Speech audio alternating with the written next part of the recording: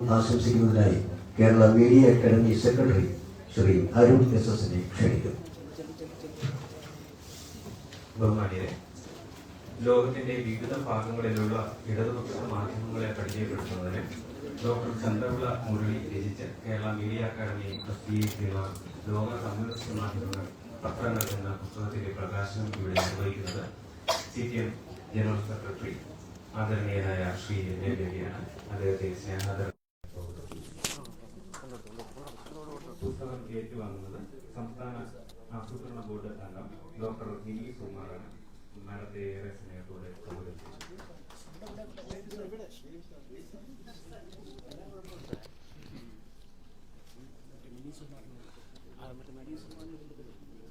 ചടങ്ങിൽ അധ്യക്ഷത വഹിക്കുന്നത് കേരള മീഡിയ അക്കാദമിയുടെ ചെയർമാൻ ശ്രീ R. ബാബുവാണ്. അദ്ദേഹത്തെ സ്നേഹാദരങ്ങളോടെ സ്വാഗതം ചെയ്യുന്നു.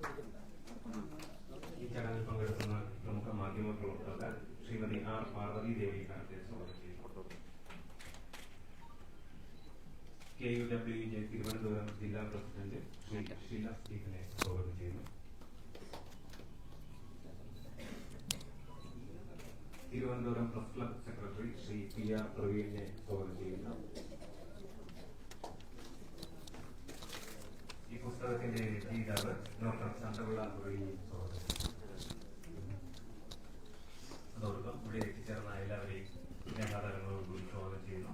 അധ്യക്ഷത വഹിക്കുന്നതിന് Kerala media academy chairman R. Babu sir.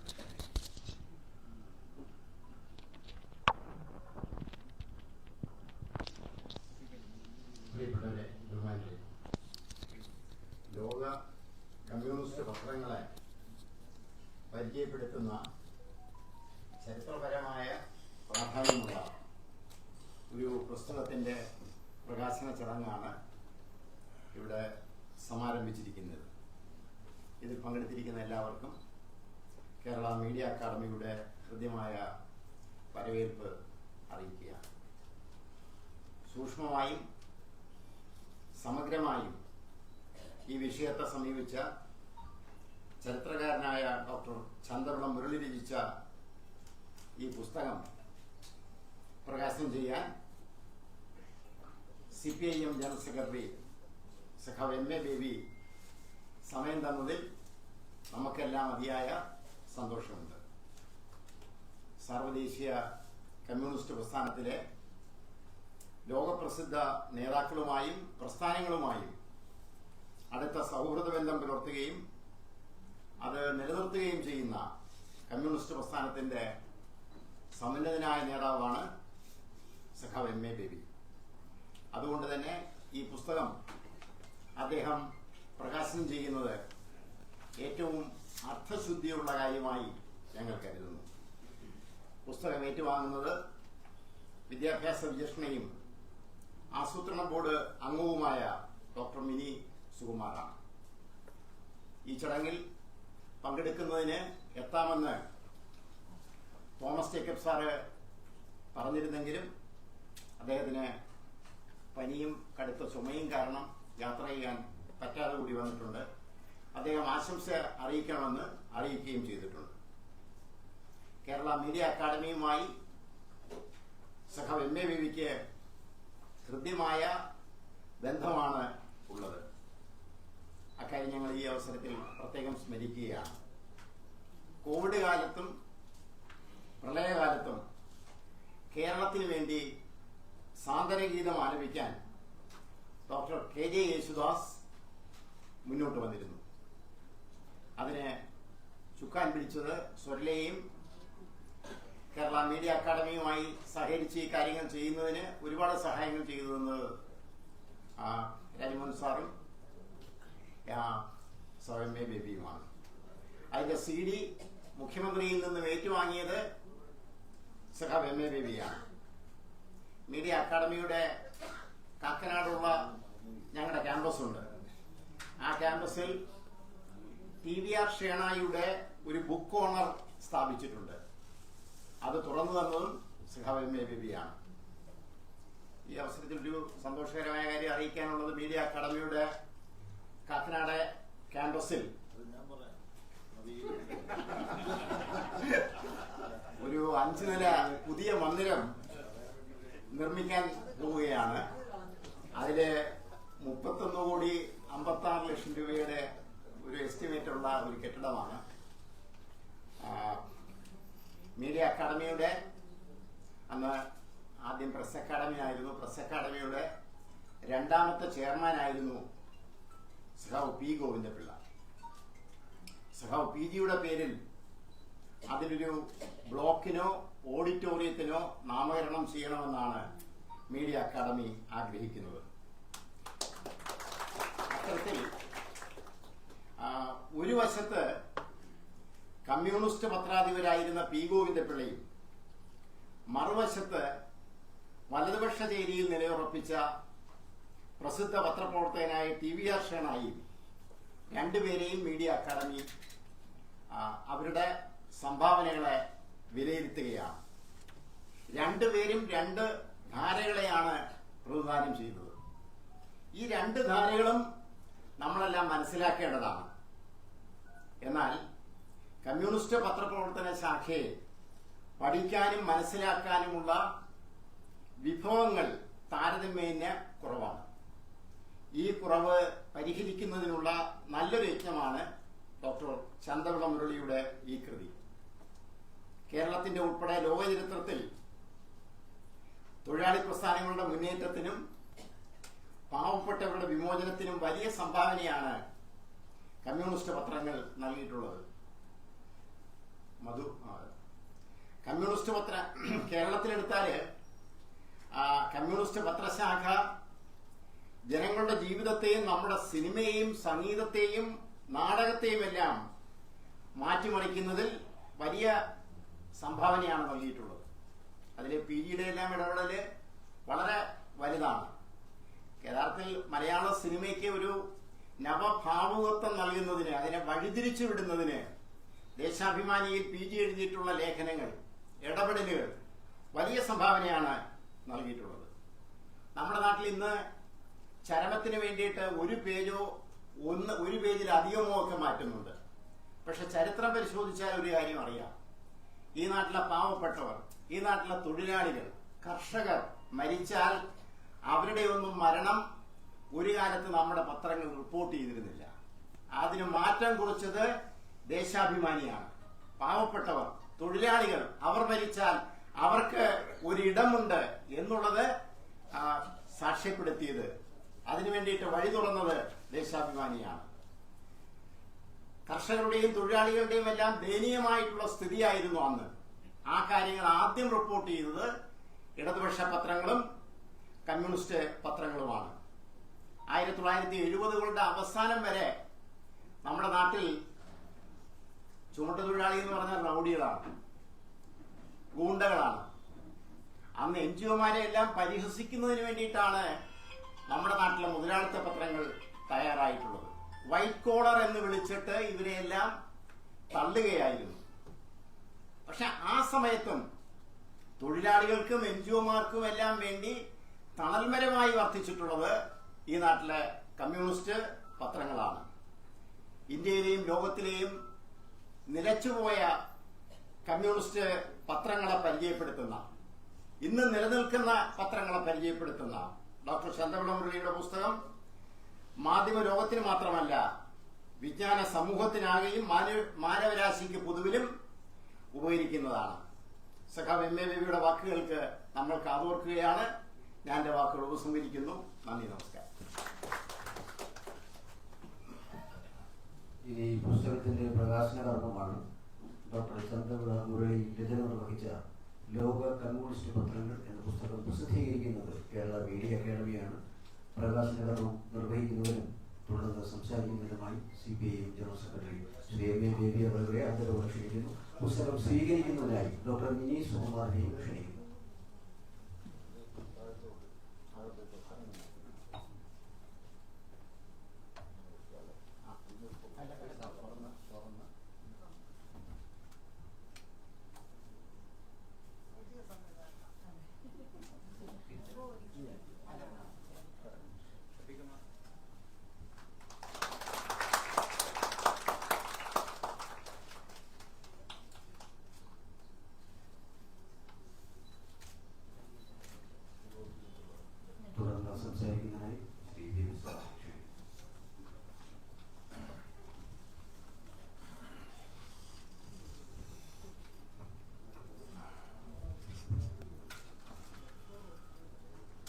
പ്രിയരെ, പ്രിയപ്പെട്ടവരെ,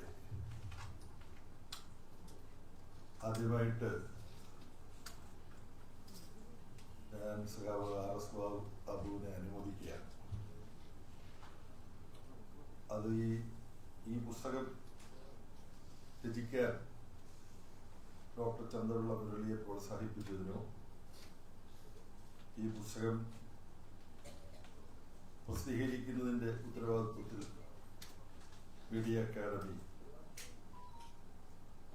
കടന്നു വരുന്നതിനെയും ഇങ്ങനൊരു ചടങ്ങ് സംഘടിപ്പിച്ചതിനെയൊന്നും അതിലൊന്നും പേരിലല്ല അഭിനന്ദിക്കുന്നത്. മറ്റൊരു കാരണത്താലാണ് പുസ്തകം പ്രകാശിപ്പിക്കാൻ വേണ്ടിയിട്ട് ഒരുപാട് അവസരങ്ങൾ എനിക്ക് സ്നേഹപൂർണമായ സമ്മർദ്ദത്തൊന്ന് കിട്ടാറുണ്ട്. പക്ഷെ അത്തരം പരിപാടികൾ പങ്കെടുക്കുമ്പോഴെല്ലാം ആ പുസ്തക പ്രകാശന ചടങ്ങ് സംഘടിപ്പിച്ച എൻ്റെ സുഹൃത്തുക്കളെ ചിലപ്പം സംസാരിക്കുമ്പോൾ മൈക്കിലൂടെ തന്നെയോ പിന്നെ ബെറ്റിയുടെ ഇടപെടലിനെ തുടർന്ന് അങ്ങനെ സംഘാടകരെ പരസ്യമായിട്ട് കുറ്റപ്പെടുത്തുന്നത് ശരിയല്ല എന്ന് പറഞ്ഞതിനെ തുടർന്ന് സ്വകാര്യമായിട്ടോ ഞാൻ ഈ പുസ്തക പ്രകാശന ചടങ്ങ് സംഘടിപ്പിക്കുന്ന സംഘാടകരെ കുറ്റപ്പെടുത്താറുണ്ടായിരുന്നു. ഇന്നങ്ങനെ കുറ്റപ്പെടുത്താൻ എനിക്ക് നിവർത്തിയില്ല. കുറ്റപ്പെടുത്തിയിട്ടുള്ളതിന്റെ കാരണം ബയോഡിഗ്രേഡബിൾ അല്ലാത്ത, അതായത് പ്രകൃതിയിൽ ലയിച്ചു ചേരാൻ പറ്റാത്ത വർണ്ണപ്പകിട്ടുള്ള മിനുക്ക് കടലാസ്, ആ മിനുക്ക് കടലാസിൽ പൊതിഞ്ഞ് തുറക്കാൻ പറ്റാത്ത വിധം പൊട്ടിച്ച് പ്രകാശിപ്പിക്കുക എന്ന് പറയുന്നത് വളരെ ശ്രമകരമായ ഒരു ജോലിയായിട്ട് മാറും. അങ്ങനെയാണ് ആ പുസ്തകം മിനുക്ക് കടലാസിൽ പൊതിഞ്ഞ് കിട്ടിയത്. ആ മിനുക്ക് കടലാസാണെങ്കിലോ നമ്മൾ കഠിന പ്രയത്നം ചെയ്ത് പൊളിച്ചു കഴിഞ്ഞാൽ പിന്നെ അതുകൊണ്ടൊരു പ്രയോജനമില്ലെന്ന് മാത്രമല്ല, അത് മുനിസിപ്പൽ ചെയർമാനോ കോർപ്പറേഷൻ മേയർക്കോ തീരാ ശാപമാണ്. എങ്ങനെ അതിന് എവിടെ കൊണ്ട് വേസ്റ്റാണ്. ഇപ്പൊ പുസ്തക പ്രകാശനം എന്ന് പറഞ്ഞാൽ വേസ്റ്റ് പ്രൊഡക്ഷനായിട്ട്, മാലിന്യ വസ്തുക്കളുടെ സൃഷ്ടിയായിട്ട് പുസ്തക പ്രകാശന ചടങ്ങുകൾ മാറാറുണ്ട്. ഇവിടെ വളരെ വ്യത്യസ്തമായി ഒരു നല്ല ഫയലിൽ ഈ രണ്ട് പുസ്തകങ്ങളും വെച്ച് മിനുക്ക് കടലാസ് എന്ന മാലിന്യം കൂടാതെ ഈ പുസ്തക പ്രകാശന ചടങ്ങ് സംഘടിപ്പിച്ചതിനാണ് ആദ്യം ഞാൻ RS ബാബുവിനെ. ഇതൊരു ചെറിയ കാര്യമാണ്. ദേവിയാകുമ്പോൾ ചെറിയ കാര്യത്തിൽ തുടങ്ങിയാലും കുഴപ്പമില്ല, ഇങ്ങനെയുള്ള കൊച്ചു കൊച്ചു കാര്യങ്ങൾ തുടങ്ങാം. പക്ഷെ ഇത് വളരെ പ്രാധാന്യമുള്ള വലിയൊരു കാര്യമാണ്. ഇനി ഈ പുസ്തകത്തെ കുറിച്ച്, ഈ പുസ്തകം ഒരു ബൃഹത് ഗ്രന്ഥമാണ്. അതുകൊണ്ട് ഇതിന്റെ ഉള്ളടക്കത്തിലൂടെ മുഴുവൻ ഞാൻ കടന്നുപോയി എന്ന് പറഞ്ഞാൽ അത് ശരിയാകില്ല. എന്നാൽ കുറച്ച് സമയമെടുത്ത് അതിലൂടെ ഒരു ഓട്ടപ്രദക്ഷിണം നടത്തിയപ്പോൾ ഇത് മാധ്യമരംഗവുമായി ബന്ധപ്പെട്ട് പഠിക്കാൻ താല്പര്യമുള്ളവർക്ക്, മാധ്യമപ്രവർത്തന രംഗത്ത് പ്രവർത്തിക്കാൻ താല്പര്യമുള്ളവർക്കെല്ലാം എക്കാലത്തും ഉപയോഗപ്പെടുന്ന, ആശ്രയിക്കാവുന്ന ഒരു പാഠപുസ്തകമാണ് ഇത് എന്നുള്ളതാണ് ഇതിന്റെ ഒന്നാമത്തെ സവിശേഷത. പിന്നെ ഇതിനെക്കുറിച്ച് ഒക്കെ പൊതുപ്രവർത്തനത്തിന്റെ ഭാഗമായി മനസ്സിലാക്കാൻ ചില ശ്രമങ്ങൾ മുമ്പ് നടത്തിയിട്ടുള്ള ആർക്കും, എന്നെ പോലുള്ള ആർക്കും ശ്രദ്ധേയമെന്ന് തോന്നുന്ന ഒരുപാട് കാര്യങ്ങൾ ഇതിനകത്തുണ്ട്. അപ്പൊ നിങ്ങൾ ചിന്തിക്കുന്നുണ്ടാവും, അതൊക്കെ നിങ്ങൾ തന്നെ നേരത്തെ വേറെ മനസ്സിലാക്കേണ്ടതല്ലേ, മനസ്സിലാക്കാൻ പറ്റാത്ത കാര്യങ്ങൾ. അങ്ങനെ ഒന്നാണ് ആദ്യമായി സൂചിപ്പിക്കാൻ ഞാൻ ആഗ്രഹിക്കുന്നത്. ഇതിൽ 1933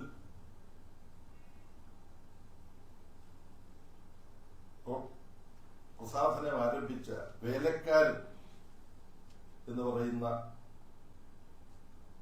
അല്പായുസായിട്ടുള്ള ഒരു ത്രൈവാരിക സഹോദരൻ അയ്യപ്പൻ പ്രസിദ്ധീകരിക്കാൻ തുടങ്ങിയതാണ്. അതിനെക്കുറിച്ച് പരാമർശമുണ്ട് എറണാകുളത്ത്. അപ്പൊ പേര് തന്നെ ആലോചിക്കണം, വേലക്കാരൻ. അപ്പൊ ഞാൻ സ്വദേശാഭിമാനി രാമകൃഷ്ണപിള്ളയുടെ കാർൽ മാർക്സിനെ കുറിച്ചുള്ള ഒരു ഹ്രസ്വരചനയുണ്ട്, അത് ഒത്തുപോയി.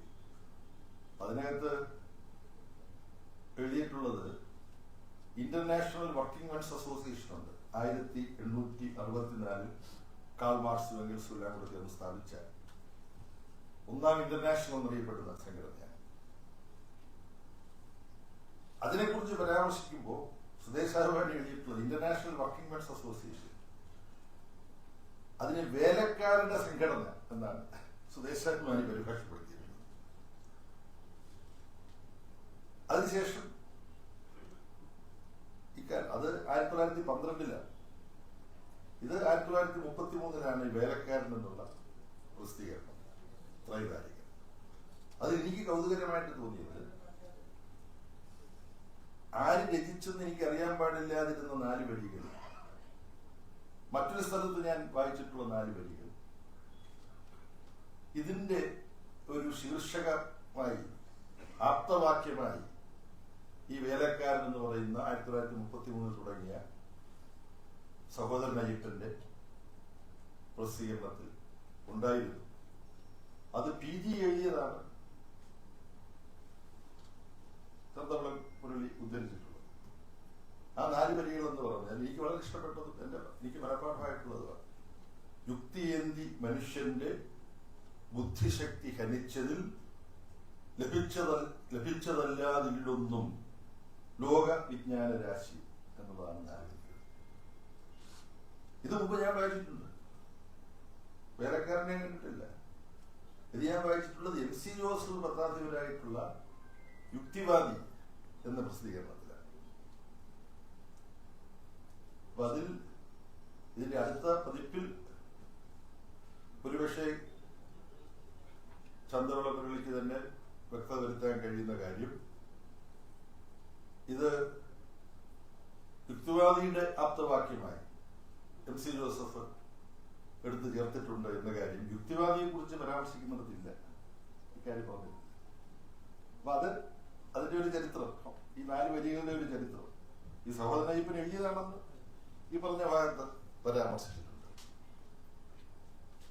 അപ്പം MC ജോസഫിന്റെ സുഹൃത്തുക്കളാരെങ്കിലും എഴുതിയതായിരിക്കും ഇത്, അല്ലെങ്കിൽ MC ജോസഫ് എഴുതിയതായിരിക്കും എന്നൊക്കെയാണ് ഞാൻ വിചാരിച്ചിരുന്നത്. കാര്യം ഇതിന്റെ ഉറവിടം, ഈ 4 വരികളുടെ ഉറവിടം എനിക്ക് അറിഞ്ഞുകൂടായിരുന്നു. അപ്പൊ അത്തരത്തിൽ എന്റെ അജ്ഞതയുടെ ഒരു ചെറിയ ഭൂപ്രദേശം നിവാരണം ചെയ്യുന്നതിൽ ചന്ദ്രവള മുരളിയുടെ ഈ പുസ്തകം പ്രയോജനപ്പെട്ടു. ഇനി കൂടുതൽ വായിക്കുമ്പോൾ അതുപോലെ മുമ്പ് അറിയാതിരുന്ന പല കാര്യങ്ങളും ഈ പുസ്തകത്തിൽ നിന്ന് മനസ്സിലാക്കാൻ കഴിയും എന്ന പ്രതീക്ഷയാണ് എനിക്കുള്ളത്. അപ്പൊ നിങ്ങൾ ഈ പ്രകാശനം നടക്കുന്ന ദിവസം ഈ പുസ്തകത്തിന് ഒരു ഡിസ്കൗണ്ട് കൊടുക്കാറുണ്ട്, അങ്ങനെ വല്ലതും ആലോചിച്ചിട്ടുണ്ടോ? അപ്പം ഈ പുസ്തകത്തിലുള്ള കാര്യങ്ങളൊക്കെ ഇപ്പൊ തന്നെ അറിയാവുന്നതിനാണ് ചിലപ്പോൾ ഈ കൂട്ടത്തിലുണ്ടാകും, അവര് വായിക്കണമെന്നില്ല ഉണ്ടെങ്കിൽ. എന്നാൽ ഈ പുസ്തകത്തിൽ നിന്ന്, എന്റെ അഭിപ്രായത്തിൽ ഈ പുസ്തകത്തിൽ നിന്ന് സാധാരണ പുസ്തകങ്ങളൊക്കെ, പ്രത്യേകിച്ച് ഇത്തരത്തിലുള്ള പുസ്തകങ്ങളൊക്കെ വായിക്കുന്നവർക്കും പുതുതായി ഒട്ടേറെ കാര്യങ്ങൾ ലഭിക്കും എന്നാണ് ഞാൻ പ്രതീക്ഷിക്കുന്നത്. ഞാൻ പിന്നെ കുറച്ച് ദീർഘമായിട്ടിവിടെ സംസാരിക്കാൻ വേണ്ടി തയ്യാറെടുത്തിരുന്നില്ല.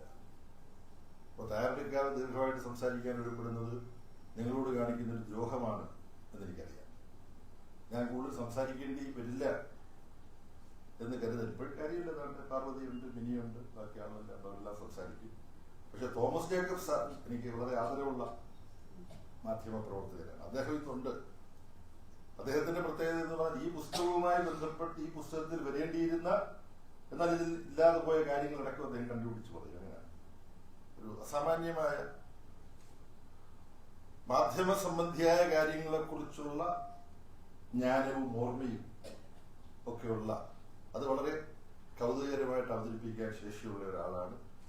യഥാർത്ഥത്തിൽ അദ്ദേഹം ഇനി ചടങ്ങിന് പങ്കെടുക്കാതിരിക്കും നിങ്ങൾക്കൊക്കെ വലിയൊരു നഷ്ടമാണ്. ഞാനും അദ്ദേഹം എന്താണ് ഇതിനെക്കുറിച്ച് പറയുന്നത് കേൾക്കാനുള്ള ഔഷിധത്തോടു കൂടിയാണ്. ആരൊക്കെ വരുമെന്ന് ആർഎസ് ബാബുവിനോട് ചോദിച്ചപ്പോൾ അദ്ദേഹം വരുമെന്ന് പറഞ്ഞാൽ പിന്നെ എന്തായാലും പങ്കെടുത്തില്ല, തിരക്കില്ല. ഇപ്പം പഠന കോൺഗ്രസ് നടക്കുകയാണ്, അതിനിടയ്ക്ക് നിന്നാണ് വരുന്നത്, തിരിച്ചങ്ങോട്ട് പോകുന്നത്. ഈ പുസ്തകത്തിന്റെ ഒരു സവിശേഷത, ഇത് കമ്മ്യൂണിസ്റ്റ് പത്രങ്ങളെ കുറിച്ചാണ് മുഖ്യമായും ഈ പുസ്തകം ചർച്ച ചെയ്യുന്നത്. പക്ഷെ കമ്മ്യൂണിസ്റ്റ് വിരുദ്ധ പത്രങ്ങളെ കുറിച്ചും അതങ്ങനെ ചെയ്യാറില്ല. അതാണ് ശരി. കാരണം കമ്മ്യൂണിസ്റ്റ് പത്രങ്ങളെ കുറിച്ച് ശരിക്കും മനസ്സിലാക്കണമെങ്കിൽ കമ്മ്യൂണിസ്റ്റ് വിരുദ്ധ പത്രങ്ങളെ കുറിച്ച് കൂടി മനസ്സിലാക്കണം. അതിന്റെ മറുവശമാണ്. മറ്റൊന്ന് പൊതുവിലുള്ള മാധ്യമങ്ങളെ കുറിച്ച്. ഈ രണ്ട് കാറ്റഗറി അല്ലാതെയും ഉണ്ടല്ലോ മാധ്യമങ്ങൾ മുഴുവൻ ഒന്നിൽ കമ്മ്യൂണിസ്റ്റ് അനുകൂലം അല്ലെങ്കിൽ കമ്മ്യൂണിസ്റ്റ് വിരുദ്ധം, അങ്ങനെ മാത്രം വിഭജിക്കുന്നത് ശരിയാകില്ല. അല്ലാത്ത തരത്തിലുള്ള പല പത്രങ്ങളും സൂക്ഷ്മമായ വിശകലനത്തിൽ ഉണ്ടെന്നൊക്കെ പറയും. മലയാളം എക്സ്പ്രസ് തൃശ്ശൂരിൽ നിന്ന് ഇറങ്ങുന്ന ഒരു പത്രമാണ്. ഇപ്പൊ അതില്ല. ഉണ്ടോ? ഇല്ല. ചില പത്രങ്ങൾ ചില ആളുകൾ ജീവിച്ചിരിപ്പുണ്ടെങ്കിലും ജീവിച്ചിരിക്കുന്നുണ്ടോ മരിച്ചു എന്ന് നമ്മൾ സംശയമുള്ളത് പോലെ ചില പത്രങ്ങൾക്ക് വളരെ കുറച്ച് കോപ്പികൾ അച്ചടിച്ച് വിതരണം ചെയ്യുന്നുണ്ട്. അതുകൊണ്ട് ഞാൻ ഉണ്ടോ എന്ന് ചോദിച്ചത്. സ്കൂൾ ജീവിതകാലത്ത് ആ പത്രം പലരും ശ്രദ്ധാപൂർവം വായിക്കുമായിരുന്നു. ഉദാഹരണത്തിന് ഞാൻ വായിക്കുമായിരുന്നു. എന്താകും അതിന്റെ കാരണം എന്ന് ആർക്കെങ്കിലും പറയാമോ? ക്വിസാണ്. അങ്ങനെ വി കരുണാകരൻ നമ്പ്യാർ അതിന്റെ എഡിറ്റർ, അദ്ദേഹത്തിന്റെ മുഖപ്രസംഗം ഇവിടെ അതിന്റെ കോപ്പി ഉണ്ടെങ്കിൽ നിങ്ങൾ പോയി നോക്കണം. വി കരുണാകരൻ നമ്പ്യാർ എഴുതിയ മുഖപ്രസംഗങ്ങൾക്ക് ഒരു പ്രത്യേക മൂർച്ചയുണ്ട്. അത് മനസ്സിലാക്കിയിട്ടാണ് പ്രത്യേകത തിരക്കട്ടെ ഇറക്കി. അതെല്ലാം ഈ കരുണാകരൻ നമ്പ്യാർ ടച്ചാണ്. അതുപോലെ ഇപ്പോൾ ആളുണ്ട്, പക്ഷെ അദ്ദേഹം ആ പത്രത്തിൽ നിന്ന് പോയി. മലയാളിയാണ്. ആർ രാജഗോപാൽ ടെലിഗ്രാഫിന്റെ എഡിറ്ററായി പ്രവർത്തിച്ച. ഈ പ്രസ് ക്ലബുമായിട്ട് അദ്ദേഹത്തിന് ബന്ധമുണ്ട്. ഇവിടെയും അദ്ദേഹം പഠിച്ചിട്ടുണ്ട്, ഇവിടെ അദ്ദേഹം ക്ലാസ്സുകൾ എടുത്തിട്ടുണ്ട്. അതിനുശേഷം ഇന്ത്യയിലെ ഇന്ന് ജീവിച്ചിരിക്കുന്ന ഏറ്റവും പ്രഗത്ഭരായ പത്രാധിപന്മാർ എന്ന് ചോദിച്ചാൽ പത്രാധിപ ജോലി അദ്ദേഹത്തിന്റെ പ്രാഗൽഭ്യം കൊണ്ട് തന്നെ നഷ്ടപ്പെട്ട ശ്രീ രാജഗോപാൽ. അദ്ദേഹത്തിന്റെ ഒരു വ്യക്തിത്വ സവിശേഷത അദ്ദേഹത്തിന്റെ പത്രത്തിൽ പത്രത്തിൽ കരുണാകരൻ നമ്പ്യാരെ പോലെ അത്തരം ഒരു പത്രാധിപരായിരുന്നു പി ഗോവിന്ദപിള്ള എന്ന് പ്രത്യേകിച്ച് പറയേണ്ട കാര്യമില്ല. എത്ര കാവ്യസുരഭിലമായ എഡിറ്റോറിയൽ, അത് ആ ഓർമ്മ ഞാൻ അധികം പങ്കിടുന്നില്ല. ഈ പുസ്തകം പത്രാധിപർ എന്നുള്ള നിലയിലുള്ള കാൾ മാർക്സിന്റെ ജീവിതത്തിൽ നിന്നാണ് തുടങ്ങുന്നത്. റൈനുഷേ സെത്തും എന്ന പത്രത്തിന്റെ പത്രാധിപരായി ഇന്നേക്ക് 184 വർഷം മറ്റോ മുമ്പാണ് മാർച്ച് 1848.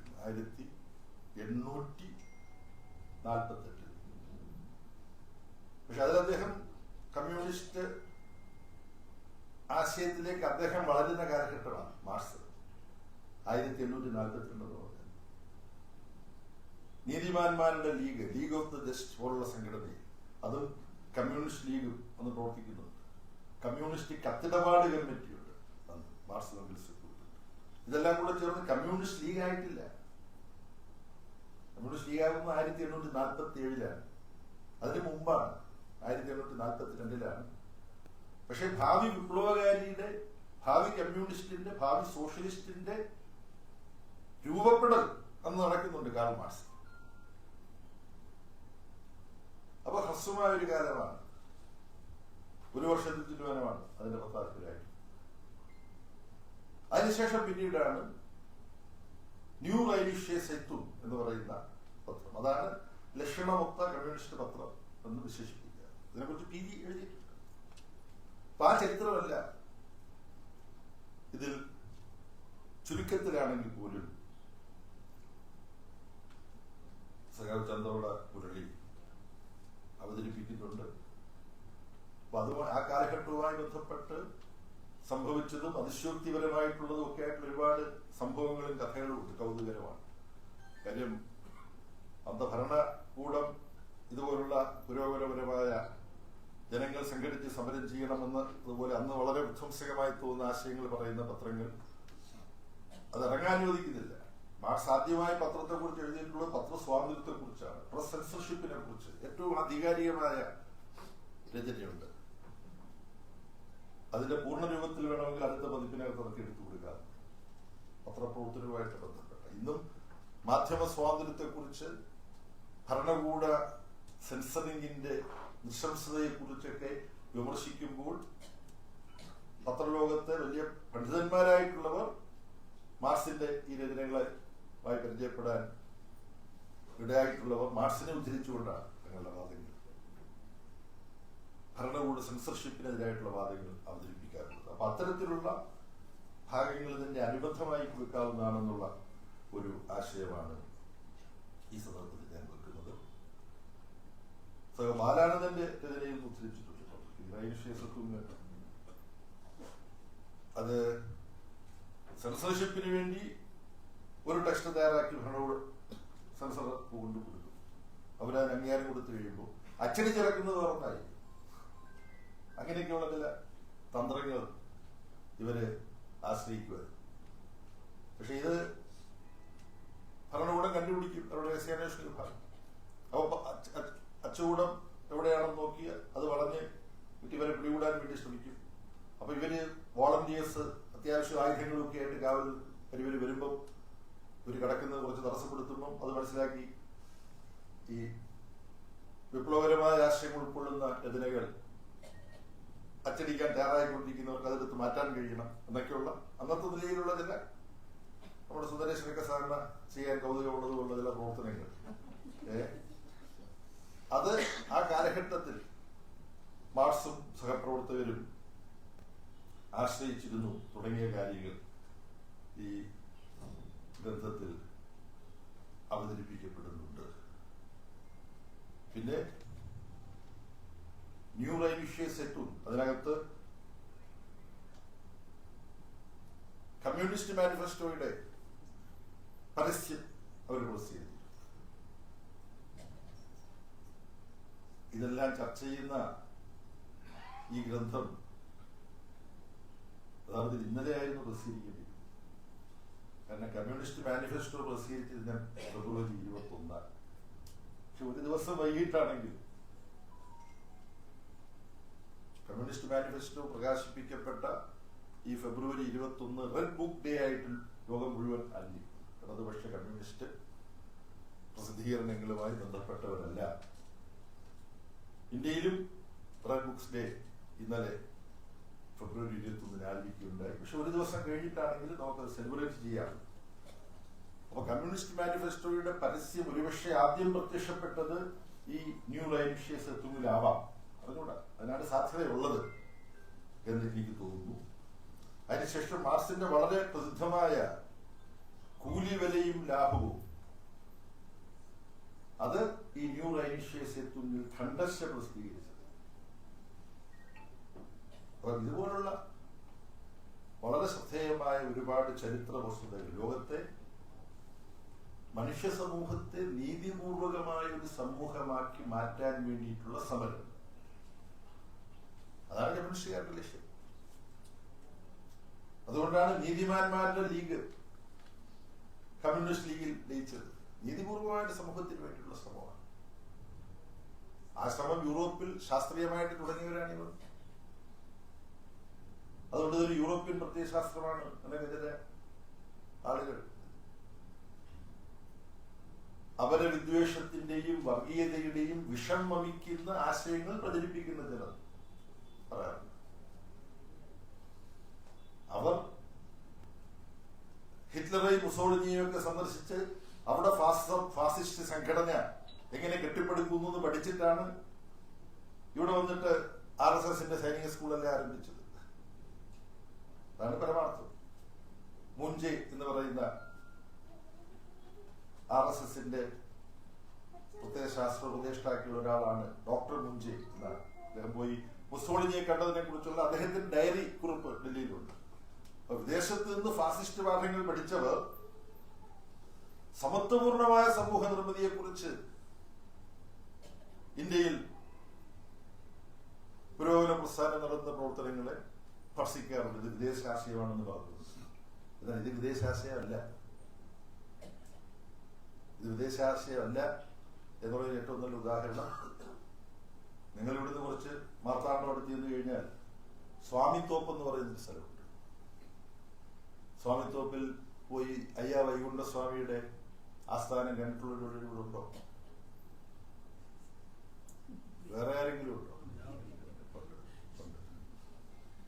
ഈ പുസ്തകം വാങ്ങി നിങ്ങൾ വായിക്കണം എന്നുള്ളതിന് പുറമെ നിങ്ങൾ എപ്പോഴെങ്കിലും അവിടെ നിന്ന് പോകണം.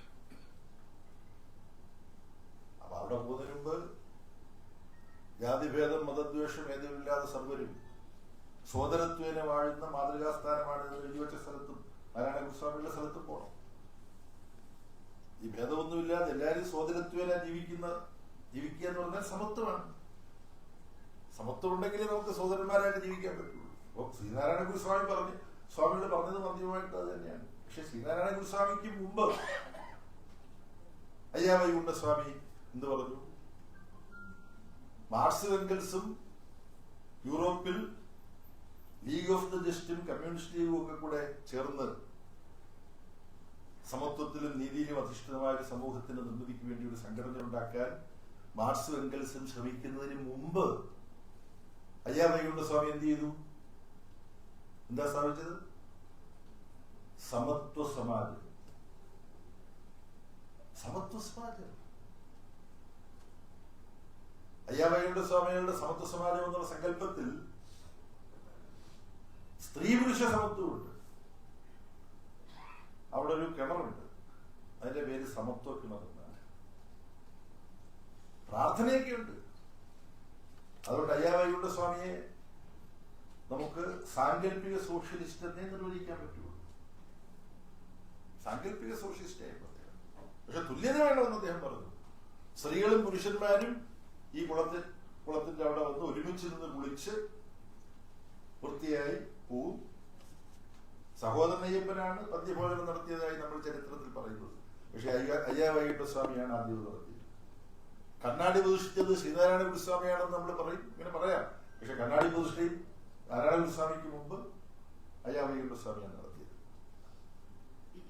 സമത്വ സമാജം അയ്യാ വൈകുണ്ഠസ്വാമി ഉണ്ടാക്കിയത് മാർക്സും എംഗൽസും ലീഗ് ഓഫ് ദ ജസ്റ്റും കമ്മ്യൂണിസ്റ്റ് ലീഗും ഒക്കെ ഉണ്ടാക്കുന്നതിന് മുമ്പാണ്. അത് ശരിയപ്പോ നമ്മുടെ കാരണവര് മാർക്സിനെയും പുള്ളി തോപ്പിച്ചു. നിങ്ങൾ ചിന്തിക്കും, അതിനകത്ത് അങ്ങനെ നമുക്ക് വിഷമം തോന്നേണ്ട യാതൊരു കാര്യമില്ല. എന്തുകൊണ്ട് മാർക്സിനേക്കാളും 9 വയസ്സ് മൂത്ത ആളാണ് ഈ അയ്യാ വൈകുണ്ഠസ്വാമി. മാർക്സ് 1818 ജനിച്ചത്. അയ്യാ വൈകുണ്ഠസ്വാമി 1809 ജനിച്ചത്. അപ്പൊ മൂപ്പ് കൂടുതൽ അയ്യാ വൈകുണ്ഠസ്വാമിക്കാണ്. പക്ഷെ അയ്യാ വൈകുണ്ഠസ്വാമി സാങ്കല്പിക സോഷ്യലിസമാണ് പറഞ്ഞത്.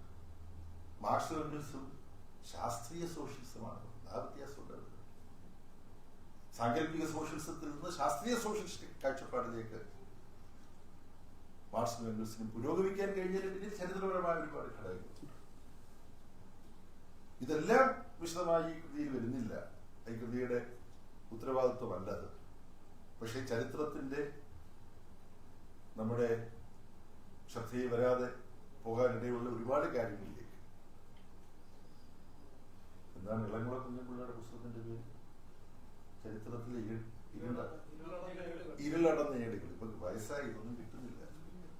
അങ്ങനെ ചരിത്രത്തിലെ ഇരുളടന്ന ഏടുകളെ കുറിച്ച് നമ്മുടെ ഇളംകുളം കുഞ്ഞൻപിള്ള എഴുതിയതുപോലെ മറ്റൊരർത്ഥത്തിൽ കമ്മ്യൂണിസ്റ്റ് പത്രപ്രവർത്തന ചരിത്രത്തിലെ ഇരുളടഞ്ഞ ചില ഏടുകൾ കൂടി വെളിച്ചത്തിൽ കൊണ്ടുവരുന്നു. രാഷ്ട്രീയമായി വളരെ പ്രസക്തമായ പല രേഖകളും ഇതിന്റെ അവസാനം കൊടുത്തിട്ടുണ്ട്. അതിലൊന്ന് ദേശാഭിമാനി നിരോധിച്ചു എന്ന് പറഞ്ഞിട്ടുള്ള വാർത്ത. എപ്പോഴാണ് ദേശാഭിമാനി നിരോധിച്ചത്? സ്വാതന്ത്ര്യത്തിന്റെയും പൗരാവകാശത്തിന്റെയും ജനാധിപത്യത്തിന്റെയും ഒക്കെ മഹത്വത്തെക്കുറിച്ച് പുതുയുഗ യാത്രകളൊക്കെ നടത്തുന്നവർ അവകാശവാദങ്ങൾ ഉന്നയിക്കുമ്പോൾ കോൺഗ്രസ് ഭരണത്തിലാണ് ഒരു പത്രത്തെ നിരോധിച്ചത്. ദേശാഭിമാനി പോലൊരു പത്രത്തെ 1948 കമ്മ്യൂണിസ്റ്റ് മാനിഫെസ്റ്റോ പ്രസിദ്ധീകരിച്ചതിന്റെ 100ാം വാർഷിക വർഷത്തിൽ കമ്മ്യൂണിസ്റ്റ് മാനിഫെസ്റ്റോയെ കുറിച്ച് എഴുതുന്ന ദേശാഭിമാനി പത്രം നിരോധിച്ചു. അപ്പം ഈ പല ചരിത്രപാഠങ്ങളും നമുക്ക് പുതിയ പല വസ്തുതകളും മനസ്സിലാക്കാൻ, ചരിത്രത്തെ തന്നെ ശരിയായിട്ട് മനസ്സിലാക്കാൻ, വർത്തമാനകാലത്ത് പലരും നടത്തുന്ന നുണപ്രചാരണങ്ങളും തെറ്റായ അവകാശവാദങ്ങളും ഒക്കെ തുറന്നു കാണിക്കാൻ സഹായകമായ ഒരുപാട് വസ്തുതകൾ ഈ പുസ്തകത്തിന്റെ ഭാഗമായി കൊടുത്തിട്ടുള്ള രേഖകളുടെ ഫോട്ടോ കോപ്പികളും ഒക്കെ നമ്മളെ സഹായിക്കുന്നുണ്ട്. അതുകൊണ്ട് ഈ പുസ്തകത്തിന്റെ പുതിയ പതിപ്പ് എത്രയും വേഗം വരട്ടെ. അതിൽ പത്രസ്വാതന്ത്ര്യത്തെ കുറിച്ച് മാർക്സ് എഴുതിയിട്ടുള്ള മനോഹരമായ, ശക്തമായ, ശാസ്ത്രീയമായ കാഴ്ചപ്പാട് അടങ്ങുന്ന കുറിപ്പുകൾ, ഇതൊക്കെ പ്രസിദ്ധീകരിക്കുന്നത് ആ പുതിയ പതിപ്പിന്റെ സന്ദർഭത്തിൽ ഗ്രന്ഥകർത്താവ് ഗൗരവപൂർവ്വം ആലോചിക്കും എന്ന് ഞാൻ പ്രതീക്ഷിക്കുകയാണ്. ഈ പുസ്തകത്തിന്റെ പ്രകാശനവുമായി ബന്ധപ്പെട്ട് ഇങ്ങനെ ഇത്തരത്തിൽ എനിക്കും ഒന്ന് വിനീതമായ നിലയിൽ പങ്കുകൊള്ളാൻ കഴിഞ്ഞത് വളരെയധികം എനിക്ക് ചരിതാർത്ഥ്യം പകർന്ന ഒരു കാര്യം. അതിന് അവസരം തന്ന ഡോക്ടർ ചന്ദ്രപിള്ള മുരളിക്കും ഇന്ത്യ അക്കാദമിയുടെ അധ്യക്ഷൻ ഞാൻ നന്ദി പറയുകയാണ്. ഇവിടെ ശ്രീ ജേക്കബ് തോമസ് സാർ വന്നിരുന്നെങ്കിൽ തോമസ് ജേക്കബ് സാർ വന്നിരുന്നെങ്കിൽ മീഡിയ അക്കാദമി അതിനെ വളരെ സക്രിയവും ചലനാത്മകവും ഒക്കെ ആക്കുന്ന ആർഎസ് ബാബുവിന്റെ നേതൃത്വത്തെ കുറിച്ച് അദ്ദേഹം പ്രസംഗിക്കുന്നത്. കാരണം ഞാനങ്ങനെ പ്രസംഗിച്ച് കേട്ടിട്ടുണ്ട്. അദ്ദേഹം പ്രസംഗിക്കുമായിരുന്നു എന്താണ് എന്ന് നിങ്ങൾ സങ്കല്പിക്കുക എന്ന് മാത്രം പറഞ്ഞിട്ടുണ്ട്. അങ്ങനൊരു ഭാഗമുണ്ട്. അതിന്റെ കൂട്ടത്തിൽ ഞാൻ പറയണമെന്ന് വിചാരിച്ചതാണ്. മീഡിയ അക്കാദമി എറണാകുളത്ത് ഈ പറഞ്ഞ പോലെ TVR ഷേനായിയുടെ അദ്ദേഹം വലിയൊരു വായനക്കാരനാണ്. PGക്കും അദ്ദേഹവും തമ്മിലുള്ള സാമ്യം രണ്ടുപേരും താരതമ്യമില്ലാത്ത വായനക്കാരായിരുന്നു എന്നുള്ളതാണ്. രണ്ടുപേർക്കും ഓർത്തുവെക്കാനുള്ള അസാമാന്യമായ കഴിവുണ്ടായി. രണ്ടുപേരുടെ കോർണർ അവിടെ ഉണ്ട്. എന്നാൽ പത്രപ്രവർത്തകർ എന്നുള്ള നിലയിൽ ഞാനൊക്കെ സ്കൂൾ വിദ്യാർത്ഥിയായിരിക്കുമ്പോൾ ഡൽഹിയിൽ നിന്ന് TVR ഷേനായുടെ റിപ്പോർട്ടുകൾ വായിക്കാറുണ്ടായിരുന്നു. വളരെ കൗതുകത്വം. ഉത്തരേന്ത്യയിലേക്ക് അദ്ദേഹം പോയിട്ട് ഗംഭീരമായ റിപ്പോർട്ടുകൾ. അപ്പൊ പത്രപ്രവർത്തകർ എന്നുള്ള തലത്തിൽ അസാമാന്യ പ്രതിഭയായിരുന്നു TVR ഷേനായി, PGയെ പോലെ തന്നെ. പക്ഷെ ഒരു ഘട്ടം കഴിഞ്ഞപ്പോൾ അദ്ദേഹം പതുക്കെ തീവ്ര വലതുപക്ഷ രാഷ്ട്രീയ നിലപാടുകളിലേക്ക് മാറാൻ പറ്റും. അങ്ങനെ കണ്ടുമുട്ടുമ്പോൾ അതിനെക്കുറിച്ചൊക്കെ അങ്ങോട്ടും ഇങ്ങോട്ടും സംസാരിക്കും. പ്രതിപക്ഷ ബഹുമാനത്തോടുകൂടി അദ്ദേഹം സംസാരിക്കുമായിരുന്നു. അപ്പോ ഇവരെയൊക്കെ ഓർക്കാൻ പത്രപ്രവർത്തന മേഖലയിലെ മികച്ച സംഭാവനകൾ നൽകിയ പ്രതിഭകളെ ഓർക്കാൻ പുതിയ തലമുറയ്ക്ക് അവരെ പരിചയപ്പെടുത്തി കൊടുക്കാൻ ഒരുപാട് പദ്ധതികളും മീഡിയ അക്കാദമിയുടെ നേതൃത്വം നടന്നു. ഇവരിൽ പലരുടെയും ജീവിതം ഉൾക്കൊള്ളുന്ന ഡോക്യുമെന്ററികൾ നിർമ്മിക്കുന്ന ഒരു സീരീസ്.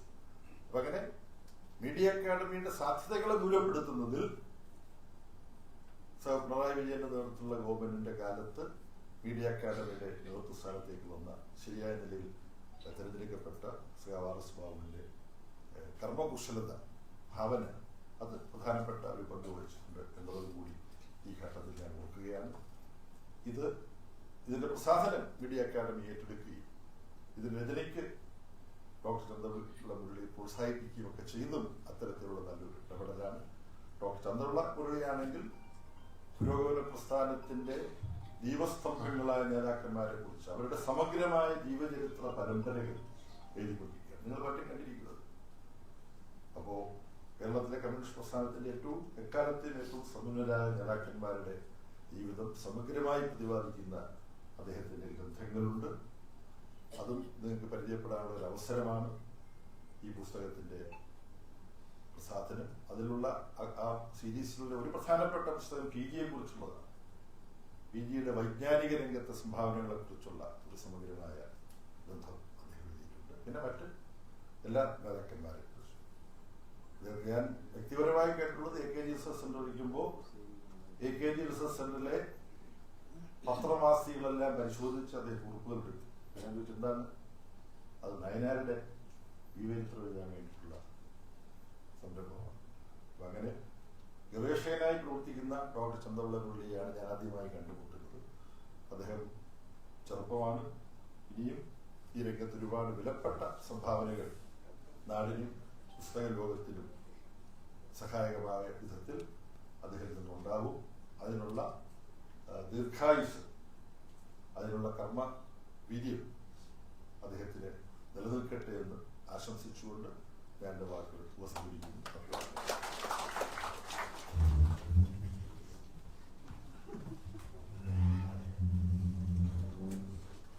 ഇവിടെ പ്രകാശിതമായ പുസ്തകം ഏറ്റുവാങ്ങിയത് സംസ്ഥാന ഡോക്ടർ മിനി സുകുമാറാണ് മാഡത്തെ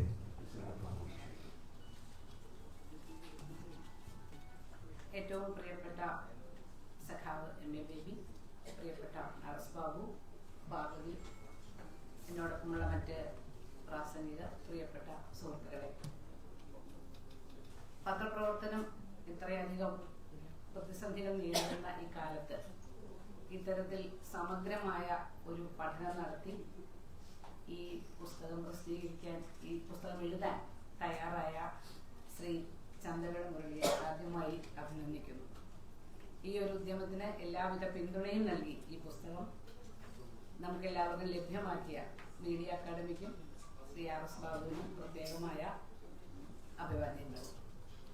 നമുക്കെല്ലാവർക്കും അറിയാം, ഇന്നത്തെ കാലം പത്രപ്രവർത്തനത്തെ സംബന്ധിച്ച് വളരെ പ്രയാസമാണ്. പുതിയതായി വരുന്ന യുവപത്ര പ്രവർത്തകർ പലരും ചരിത്രത്തെപ്പറ്റി തികഞ്ഞ അജ്ഞത കാണിക്കുന്നതിൽ അഭിമാനം കൊള്ളുന്നവരുമാണ്.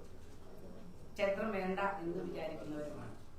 വ്യക്തിപരമായി എനിക്ക് സന്തോഷമുണ്ട് ഈ ഒരു ചടങ്ങിലേക്ക് എന്നെ ക്ഷണിച്ചതിൽ. പത്രപ്രവർത്തനം ഒരു വലിയ ആഗ്രഹമായി കൊണ്ടു നടന്ന ഒരാളായിരുന്നു ഞാൻ. ഇവിടുത്തെ ജേർണലിസം ഇൻസ്റ്റിറ്റ്യൂട്ടിലെ 84-85 കാലഘട്ടത്തിലെ ഒരു വിദ്യാർത്ഥിയായിരുന്നു. പക്ഷെ അന്ന് സ്ത്രീകൾക്ക് പത്രപ്രവർത്തന രംഗത്തേക്ക് കടന്നു വരാനുള്ള യാതൊരു സാധ്യതയും ഉണ്ടായിരുന്നില്ല. അതിനു മുൻപ് എൻ്റെ അച്ഛൻ ഒരു അൽപായുസായ ഒരു പത്രം നടത്തിയിരുന്നു, കേരളദേശം എന്ന പേരിൽ, ശ്രീ KVS വേദനയോടൊപ്പം. അപ്പൊ ചെറിയ കുട്ടിക്കാലം മുതലെയുള്ള വലിയൊരു ആഗ്രഹമായിരുന്നു പത്രപ്രവർത്തന രംഗത്ത് പ്രവർത്തിക്കണം എന്നുള്ളത്. അപ്പൊ ആ ഒരു രീതിയിലും എനിക്ക് വ്യക്തിപരമായ വലിയ സന്തോഷമുണ്ട്. പുസ്തകത്തെ കുറിച്ച് വിശദമായി സഖാവ് MA ബേബിയോട് സംസാരിച്ചു. എനിക്ക് വിശദമായി ഈ പുസ്തകം വായിക്കാൻ കഴിഞ്ഞില്ല എന്നൊരു ക്ഷമാപണമുണ്ട്. പഠന കോൺഗ്രസിന്റെ തിരക്കുകളായിരുന്നതുകൊണ്ട് അതിന്റെ മുഴുവൻ സമയ സംഘാടനത്തിലുണ്ടായിരുന്നതുകൊണ്ട് എനിക്ക് വായിക്കാൻ കഴിഞ്ഞില്ല. ഒന്ന് ഓടിച്ചു നോക്കാനേ കഴിഞ്ഞുള്ളൂ. എങ്കിലും സഖാവ് MA ബേബി പറഞ്ഞ ഒരു ഇനിയും കൂട്ടിച്ചേർക്കേണ്ട കാര്യങ്ങളെ പറ്റി പറഞ്ഞ ഒരു കാര്യം മാത്രം സൂചിപ്പിച്ചുകൊണ്ട് ഞാൻ അവസാനിപ്പിക്കാം. കമ്മ്യൂണിസ്റ്റ് പത്രങ്ങളുടെ ചരിത്രത്തെക്കുറിച്ച് നമ്മൾ ആലോചിക്കുമ്പോൾ ഇവിടെ പരാമർശിച്ച മാർക്സിന്റെയും മറ്റു പലരുടെയും പേരിനോടൊപ്പം തന്നെ നമ്മൾ മറന്നുപോകാൻ പാടില്ലാത്തൊരു പേരാണ് ക്ലാര സെറ്റ്കിൻ്റെത്. ക്ലാര സെറ്റ്കിൻ 1892 മുതൽ 1910 വരെ ഏകദേശം 1 ലക്ഷത്തിലധികം വരിക്കാരായിട്ടുള്ള ഒരു സ്ത്രീകളുടെ പത്രം നടത്തിയിട്ടുണ്ട്, ഇക്വാലിറ്റി എന്ന പേരിൽ. അതും നമ്മുടെ ചരിത്രത്തിന്റെ ഭാഗമാണ്. ഈ പത്രപ്രവർത്തന രംഗത്തിനോടുള്ളൊരു ആഗ്രഹം കൊണ്ട് ഒരു കാലത്ത് അന്വേഷിച്ചു പിടിച്ച് നമ്മൾ കണ്ടെത്തിയ ചില കാര്യങ്ങളായിരുന്നു ഇങ്ങനെയും ഒരു പത്രം ഉണ്ടായിരുന്നു എന്നുള്ളത്. അത് അക്കാലത്ത് വലിയൊരു ആവേശമായിരുന്നു. അതുപോലെ തന്നെ ഇത്തരത്തിലുള്ള ചില വിവരങ്ങൾ കൂടി ഉണ്ടായിരുന്നെങ്കിൽ ഈ പുസ്തകത്തിൽ നിന്ന് ഒരാഗ്രഹമുണ്ട്. എങ്കിലും അടുത്തൊരു പതിപ്പ് ഉണ്ടാകുമെന്ന് പ്രതീക്ഷിക്കുന്നു. സഹോദര അയ്യപ്പനെ കുറിച്ച് ഇവിടെ പറഞ്ഞു. സഹോദര അയ്യപ്പന്റെ ഭാര്യ പാർവതി അയ്യപ്പൻ സ്ത്രീ എന്ന പേരിൽ ഒരു വാരിക, ഒരു മാഗസിൻ നടത്തിയിരുന്നു. ഈ സ്ത്രീ എന്ന മാഗസിൻ കുറെ കാലം മുടങ്ങാതെ പ്രസിദ്ധീകരിച്ചിരുന്ന ഒരു മാഗസിനാണ്. പാർവതി അയ്യപ്പൻ സ്ത്രീകൾക്ക് വേണ്ടി ഒരു സ്ഥാപനവും നടത്തിയിരുന്നു. ആ സ്ഥാപനത്തിന്റെയും കൂടി ഭാഗമായിട്ടാണ് ഇത് വന്നത്. ഞാനിത് അറിയുന്നത് 1990കളുടെ തുടക്കത്തിൽ ഒരു സ്ത്രീകൾക്ക് വേണ്ടി ഒരു മാഗസിൻ തുടങ്ങണം എന്നുള്ള അത്യാർത്തി കാരണം ഞാൻ ഈ സ്ത്രീ എന്ന് പറഞ്ഞ ടൈറ്റിലിന് വേണ്ടി അപേക്ഷിച്ചു. നമ്മൾ അപേക്ഷ കൊടുത്തപ്പോൾ ഇത് വേറൊരാളുടെ പേരിലാണ്, ഇത് നിങ്ങൾക്ക് കിട്ടൂല എന്ന് പറഞ്ഞപ്പോൾ അതിനെപ്പറ്റി അന്വേഷിച്ചു പോയപ്പോഴാണ് ഒറിജിനലി ആ ടൈറ്റിൽ കിട്ടിയിരിക്കുന്നത് പാർവതി അയ്യപ്പന്റെ പേരിലാണ്. പിന്നീട് അത് പലരിലേക്കും കൈമറിഞ്ഞു പോയി എന്നൊക്കെ മനസ്സിലാക്കിയത്. അപ്പൊ അത്തരത്തിലുള്ള ചില ഞങ്ങൾ ഈ സ്ത്രീ പക്ഷ പ്രവർത്തകരുടെ ഒരു സ്വഭാവം എവിടെയെ പോയാലും ഈ പറയുന്ന ജെൻഡർ ലെൻസിങ്ങിനെ കൈ പിടിച്ചുകൊണ്ടാണ് പോവുക. അപ്പൊ എവിടെയൊക്കെ സ്ത്രീകളുണ്ടെന്ന് നമ്മൾ അന്വേഷിക്കും. ഈ പുസ്തകം കാണുമ്പോഴും അതുപോലെ സ്വാഭാവികമായ ഒരു അന്വേഷണം, ഒരു ആഗ്രഹം വന്നതുകൊണ്ട് നോക്കിയതാണ്. അതുകൊണ്ട് എനിക്ക് ശ്രീ ചന്തവിള മുരളിയോടുള്ള ഒരു അഭ്യർത്ഥന, തങ്ങളുടെ പുസ്തകത്തെ കൂടുതൽ സമഗ്രവും കൂടുതൽ വിജ്ഞാനാധിഷ്ഠിതവും ഒക്കെ ആക്കുന്നതിന്റെ ഭാഗമായി ഇത്തരം ചില കാര്യങ്ങൾ കൂടി അന്വേഷിക്കണമെന്നും നമ്മുടെ എല്ലാ അന്വേഷണങ്ങൾക്കും ചരിത്രാന്വേഷണങ്ങൾക്കും ഈ ഒരു മാനം കൂടി നമുക്ക് ആവശ്യമാണെന്നും കൂടി ഓർമ്മപ്പെടുത്താൻ മാത്രം ഞാൻ ഈ അവസരം ഉപയോഗിക്കുന്നു. ഈ ഒരു അവസരത്തിന് പ്രത്യേകം നന്ദി പറയുന്നു.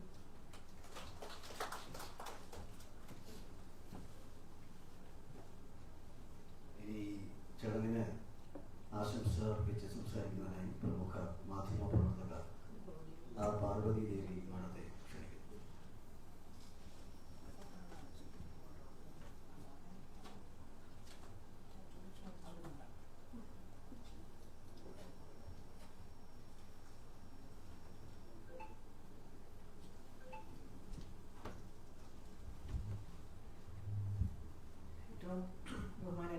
അധ്യക്ഷൻ RS ബാബു, ഏറ്റവും ആരാധനായ സഹായന ദേവി, ചന്തവിള മുരളി, മറ്റു പ്രിയപ്പെട്ടവരെ, ഇത്തരം ഒരു പുസ്തക പ്രകാശനത്തിന് പങ്കെടുക്കാൻ അവസരം തന്നതിനുള്ള നന്ദിയും സന്തോഷവും ആദ്യം തന്നെ പങ്കുവെക്കുകയാണ്. പുസ്തകം വായിച്ചിട്ടില്ല, ഇപ്പോഴാണ് എൻ്റെ കയ്യിൽ കിട്ടിയത്. അതുകൊണ്ട് പുസ്തകത്തെക്കുറിച്ച് പറയാൻ ഞാൻ ആളല്ല. പക്ഷെ തീർച്ചയായിട്ടും ചന്തവിള മുരളി എനിക്ക് വളരെ കാലമായി അറിയാം. ഇവിടെ സൂചിപ്പിച്ചതുപോലെ അച്ഛൻ്റെ PGയുടെ ജീവചരിത്രം ഒരുവിധം സമഗ്രമായി എഴുതിയിരിക്കുന്ന ഒരാൾ ചന്തവിള മുരളിയാണെന്നാണ് ഞാൻ മുരളിയുമായി അടുത്ത് പരിചയപ്പെടുന്നത്. അതിനുശേഷം ധാരാളം പുസ്തകങ്ങൾ, അദ്ദേഹത്തിൻ്റെ ഇത്രയും വേഗത്തിൽ എങ്ങനെയാണ് ഈ പുസ്തകം എഴുതുക എന്ന് എനിക്കറിയില്ല. എന്ന് മാത്രമല്ല അദ്ദേഹത്തിൻ്റെ ഗവേഷണ ത്വരയും ഗവേഷണ വൈദഗ്ധ്യവും വളരെ അമ്പരപ്പിക്കുന്നതാണ്. കിട്ടാവുന്ന ഓരോ ചെറിയ വിവരങ്ങളും പരമാവധി എനിക്ക് തോന്നാറുണ്ട് ഒരു ചെതലിന്റെ സ്വഭാവത്തിലാണ്. ഇങ്ങനെ അരിച്ചരിച്ച് കിട്ടാവുന്ന മുഴുവൻ വിവരങ്ങളും പരമാവധി ശേഖരിക്കാൻ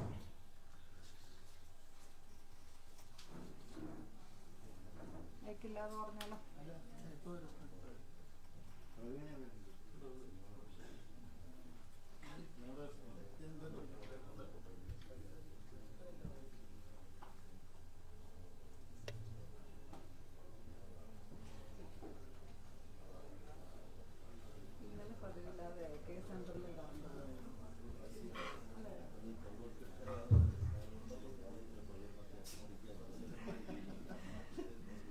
പരമാവധി വസ്തുതകളും വിവരങ്ങളും ശേഖരിച്ച് സമാഹരിച്ച് അതൊരു പുസ്തകമാക്കി ഇറക്കുക എന്ന് പറയുന്ന ഒരു കഠിനമായ അനുസ്യൂതമായ ഗവേഷണത്തിലൂടെ നടത്തുന്ന ഒരു പ്രവർത്തനം, ഒരു അധ്വാനം മുരളിയുടെ ഭാഗത്തു നിന്നുണ്ട്. അത് ഞാനും 1-2 ജീവചരിത്രങ്ങൾ എഴുതിയിട്ടുണ്ട്. പക്ഷെ ഒരു 10 വർഷം കൂടുമ്പോൾ ഒരു ജീവചരിത്രത്തിനപ്പുറത്ത് അത് എഴുതാൻ കഴിഞ്ഞിട്ടില്ല. പക്ഷെ അദ്ദേഹം അത് എഴുതുന്നതാണാകട്ടെ. ഇപ്പൊ കൃഷ്ണപിള്ളയുടെ എത്ര പേജുണ്ട് മുരളി? 1025 പേജൊക്കെയുള്ള ജീവചരിത്രങ്ങളാണ് എഴുതുന്നത്.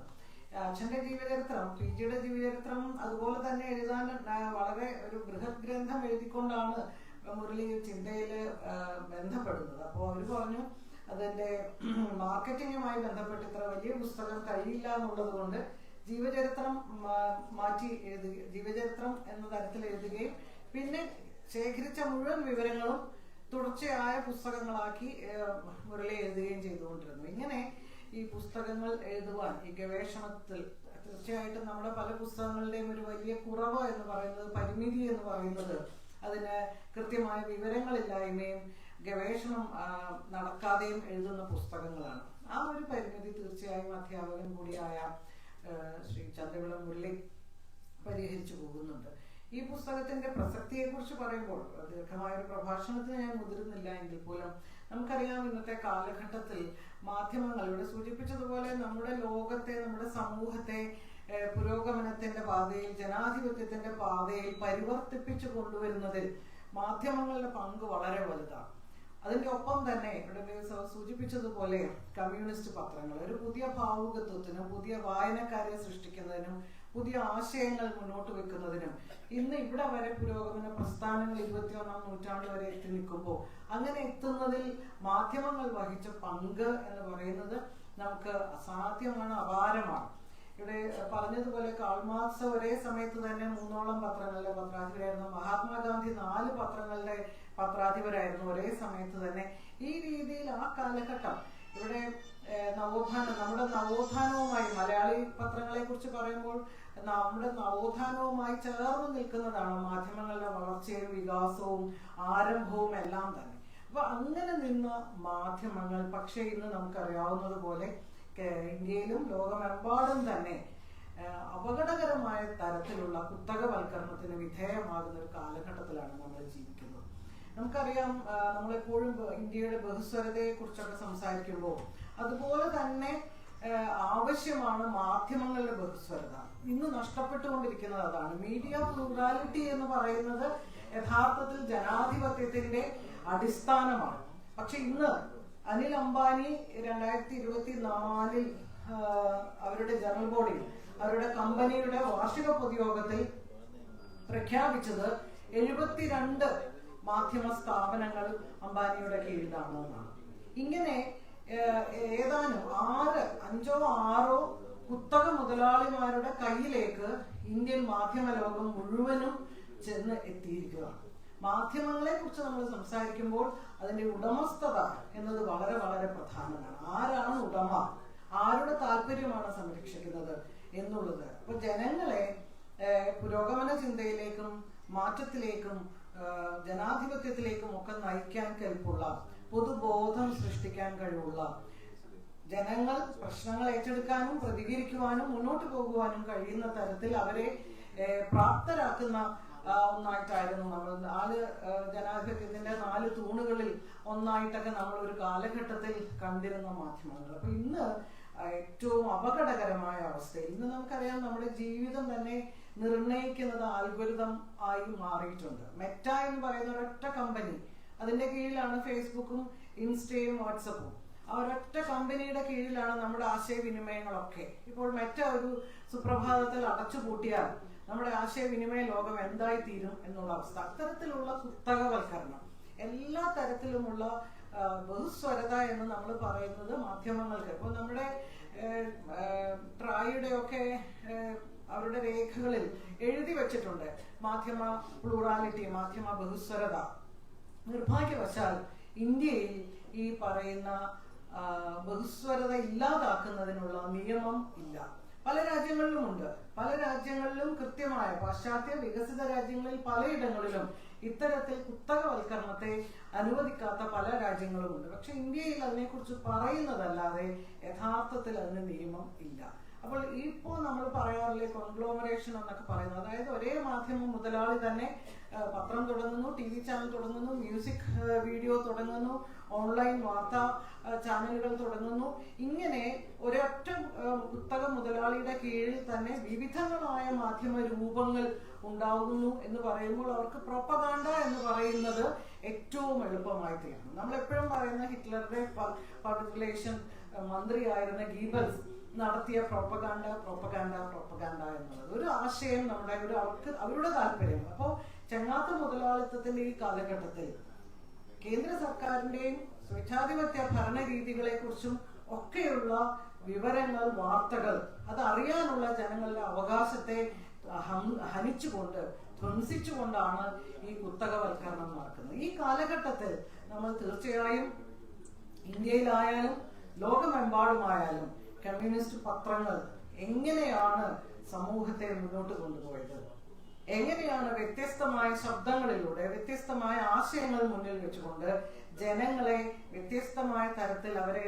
സജ്ജരാക്കിയത്, ഈ സമൂഹത്തെ ജനാധിപത്യത്തിന്റെ വഴിയിലൂടെ കൊണ്ടുപോകാൻ കമ്മ്യൂണിസ്റ്റ് പത്രങ്ങൾ നടത്തിയ ഇടപെടലുകൾ എന്തായിരുന്നു എന്നത് നമുക്കറിയാം. ഇന്ന് ഇരുണ്ട കാലം എന്ന് പറയുന്ന ഒരു പുതിയ വെബ്സൈറ്റ് ഇവിടെ ആരംഭിച്ചിട്ടുണ്ട്. കാരണം വളരെ പെട്ടെന്ന് മറന്നു പോകുന്നവരാണ് നമ്മൾ വാർത്തയെക്കുറിച്ച് തന്നെ, ന്യൂസ് പേപ്പറിനെ കുറിച്ച് തന്നെ പറയുന്നത് 8 മണിക്കൂറേ ആയുസുള്ളൂ എന്ന്. രാവിലെ നമ്മൾ ആവേശത്തോടു കൂടി വായിക്കുന്ന പത്രം ഏതാനും മണിക്കൂറുകൾക്കകം അത് നമ്മൾ തറ തുടയ്ക്കാനോ പാത്രം പൊതിയാനോ മറ്റു സാധനങ്ങൾക്കോ വേണ്ടി വേസ്റ്റ് ആക്കുന്ന ആണ് നമ്മൾ കാണുന്നത്. അത്രയുമേ ആയുസുള്ളൂ. പക്ഷെ ഇന്ന് ഈ പറയുന്ന ഓർമ്മകൾ ഉണ്ടായിരിക്കണം എന്ന് പറയുന്ന തരത്തിൽ മറക്കാൻ പാടില്ലാത്ത ഇരുണ്ട കാലം എന്ന തലത്തിൽ ഇരുണ്ട കാലം എന്നൊരു വെബ്സൈറ്റ് വളരെ ഗംഭീരമായി നടക്കുന്നുണ്ട്. കാരണം 2016 മുമ്പുള്ള കാലം നമ്മൾ മറന്നുപോയിരിക്കുന്നു എന്ന് പറഞ്ഞതുപോലെ മാധ്യമ ലോകം നിരന്തരം മാറിക്കൊണ്ടിരിക്കുന്ന, നവീകരിക്കപ്പെട്ടുകൊണ്ടിരിക്കുന്ന ശാസ്ത്ര സാങ്കേതിക വിദ്യയുടെ അതിന്റെ ഒരു അടിമകളായിക്കൊണ്ട് നമ്മളെല്ലാം മാറിക്കൊണ്ടിരിക്കുന്ന കാലത്ത് ചരിത്രം എന്ന് പറയുന്നത് ഏറ്റവും പ്രധാനമാണ്. നമ്മൾ പ്രത്യേകിച്ചും കമ്മ്യൂണിസ്റ്റുകാരെ സംബന്ധിച്ചിടത്തോളം ചരിത്രവൽക്കരിക്കാതെ നമുക്കൊന്നും മുന്നോട്ട്, ഒരു അടി പോലും മുന്നോട്ട് പോകാൻ കഴിയില്ല. ആ ഒരു അർത്ഥത്തിൽ ചന്തവിള മുരളി ചെയ്തിരിക്കുന്ന ദൗത്യം എന്നുള്ളത് വളരെ വളരെ അഭിനന്ദനം അർഹിക്കുന്നു. ചരിത്രം കൂടുതൽ കൂടുതൽ പറയുകയും ചരിത്രത്തിൽ ഉറച്ചു നിൽക്കുകയും ചെയ്യേണ്ട നമ്മുടെ ഉത്തരവാദിത്വം കൂടിയാണ് ചന്തവിള മുരളി നമ്മളെ ഓർമ്മിപ്പിക്കുന്നത്. തീർച്ചയായിട്ടും ഇത്തരം പുസ്തകങ്ങൾ കൂടുതൽ കൂടുതൽ മുരളിയിൽ നിന്നും ഉണ്ടാകുമെന്ന് നമുക്ക് പ്രതീക്ഷിക്കാം. ഇത്തരം ഒരു പുസ്തകം നമ്മൾക്ക് മലയാളി വായനക്കാർക്ക് തന്നതിന് എല്ലാ തരത്തിലും നന്ദിയും സന്തോഷവും അഭിനന്ദനങ്ങളും അറിയിച്ചുകൊണ്ട് എന്റെ വാക്കുകൾ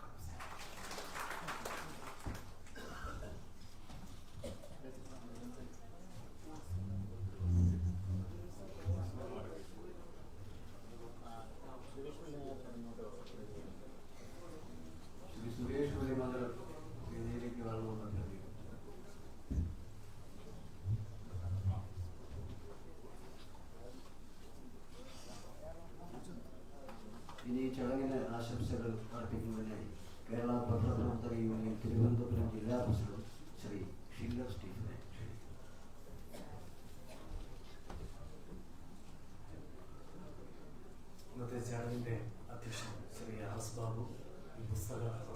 അതിൻ്റെ പ്രകാശനം നിർവഹിച്ച ശ്രീ എം എ ബേബി, എൻ്റെ എഴുത്തുകാരൻ ശ്രീ ചന്ദ്രപിള്ള മുരളി ഉൾപ്പെടെ വേദിയിലുള്ള വിശിഷ്ടാതിഥികളെ, സദസ്സിലുള്ള പ്രിയ സുഹൃത്തുക്കളെ,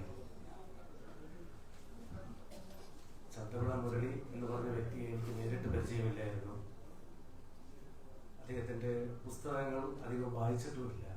ഇവിടെ വെച്ചിട്ടാണ് ഈ പുസ്തകം, ഇന്ന് അദ്ദേഹം എഴുതിയ പുസ്തകം ഞാൻ തുറന്നു നോക്കുന്നത്.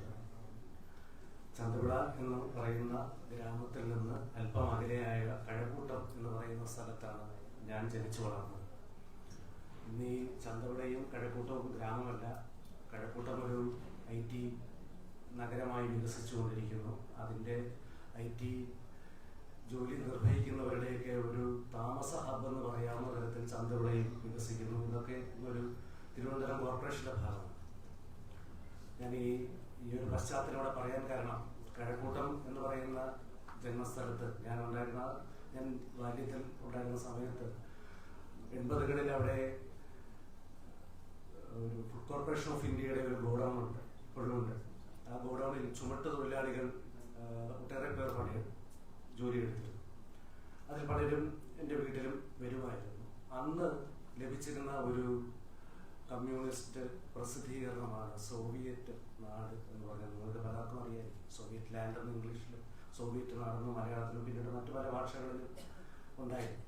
അന്ന് സോവിയറ്റ് യൂണിയൻ്റെ കാലത്ത് അതിൽ വിവിധ ഭാഷകളിൽ ഇന്ത്യയിൽ സോവിയറ്റ് യൂണിയനുമായി സഹകരിച്ചിരുന്ന രാജ്യങ്ങളിൽ പല ഭാഷകൾ പ്രസിദ്ധപ്പെടുത്തിയിരുന്ന ഈ പ്രസിദ്ധീകരണം വായിക്കാനിടയായിട്ടുണ്ട്.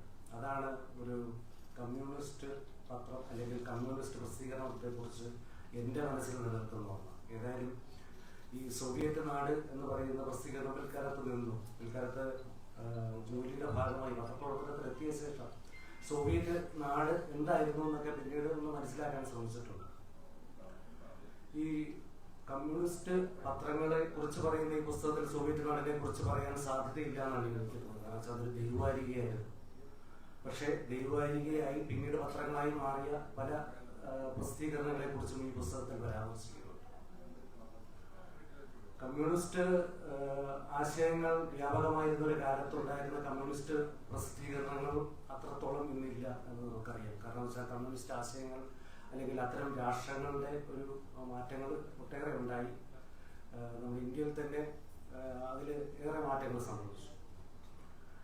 പിൽക്കാലത്ത് ഇപ്പോൾ ഈ കമ്മ്യൂണിസ്റ്റ് പത്രങ്ങളുടെ കാര്യങ്ങൾ നോക്കുമ്പോൾ, അതിൽ അല്ലെങ്കിൽ പത്രങ്ങൾ അല്ലെങ്കിൽ പ്രസിദ്ധീകരണങ്ങളുടെ കാര്യം നോക്കുമ്പോൾ ആശയ സംഘടന കമ്മ്യൂണിസ്റ്റ് പത്രങ്ങളുടെ ഉള്ളിൽ തന്നെ അതിൻ്റെ പ്രസിദ്ധീകരണവുമായി നടന്നിരുന്നുവെന്ന് മനസ്സിലാക്കാൻ സാധിക്കും. ഈ പുസ്തകത്തിൽ തന്നെ പറയുന്നുണ്ട് എന്നാണ് ഞാനൊന്ന് ഒളിച്ചു നോക്കിയപ്പോൾ മനസ്സിലാക്കുക. പ്രവതയുടെ പ്രസിദ്ധീകരണവുമായി ബന്ധപ്പെട്ട് പിൽക്കാലത്ത് സ്റ്റാലിൻ്റെ ഭരണകാലത്ത് പ്രവതയുടെ പ്രസിദ്ധീകരണം നിർത്തിവെക്കേണ്ടി വന്നു. പിന്നീട് തുടരുകയുണ്ടായി. അതുപോലെ തന്നെ ഇതിൽ പറയുന്ന തീക്കത്തർ എന്ന പ്രസിദ്ധീകരണം തമിഴ്നാട്ടിൽ, ഇതിൽ തീക്കത്തറിനെ പറ്റി ഒരു ചെറിയ ഭാഗം മാത്രമേ ഉള്ളൂ. തീക്കത്തർ ഒരു രാവുണ്ണിയുടെ കയ്യിലായിരുന്നു, പിന്നീട് അത് മുത്തയ്യയുടെ കയ്യിലേക്ക് പോയി, അങ്ങനെ കമ്മ്യൂണിസ്റ്റുകളിലേക്ക് വന്നു എന്നൊക്കെ ഇതിൽ പറയുന്നത്.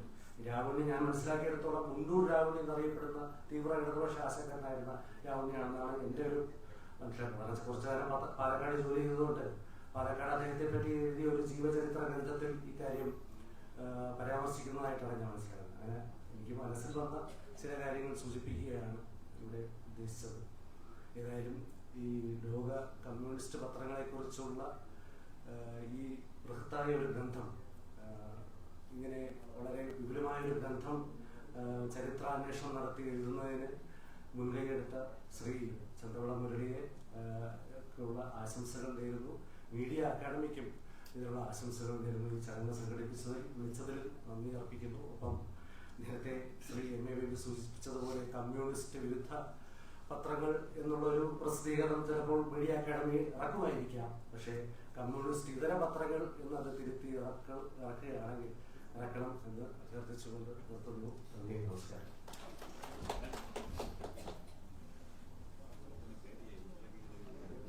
ഇനി ആശംസകൾ അർപ്പിച്ച് സംസാരിക്കുന്നതിനായി Thiruvananthapuram press club secretary Shri PR Praveen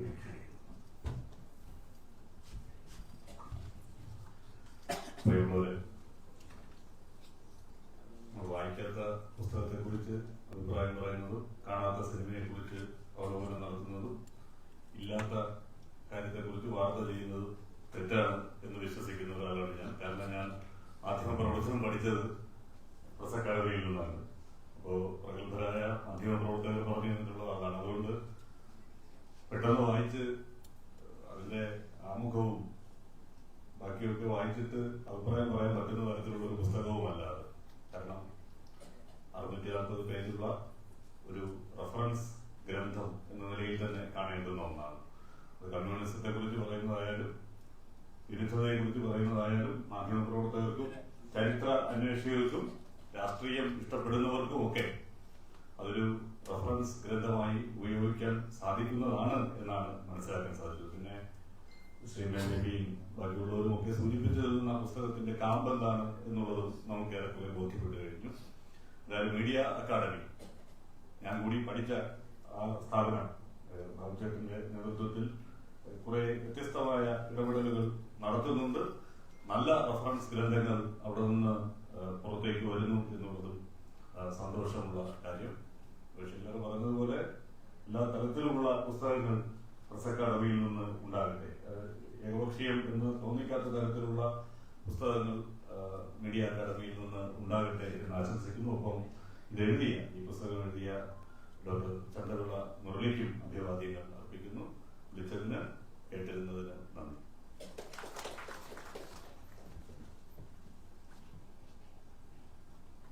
ഇനി ഗ്രന്ഥകർത്താവിന്റെ മറുപടി പ്രസംഗമാണ്. അതിനായി പുസ്തകത്തിന്റെ എഡിറ്റർ നിർവഹിച്ച ഡോക്ടർ ചന്ദ്രപിള്ള മുരളിയെ ആദരപൂർവ്വം ക്ഷണിക്കുന്നു.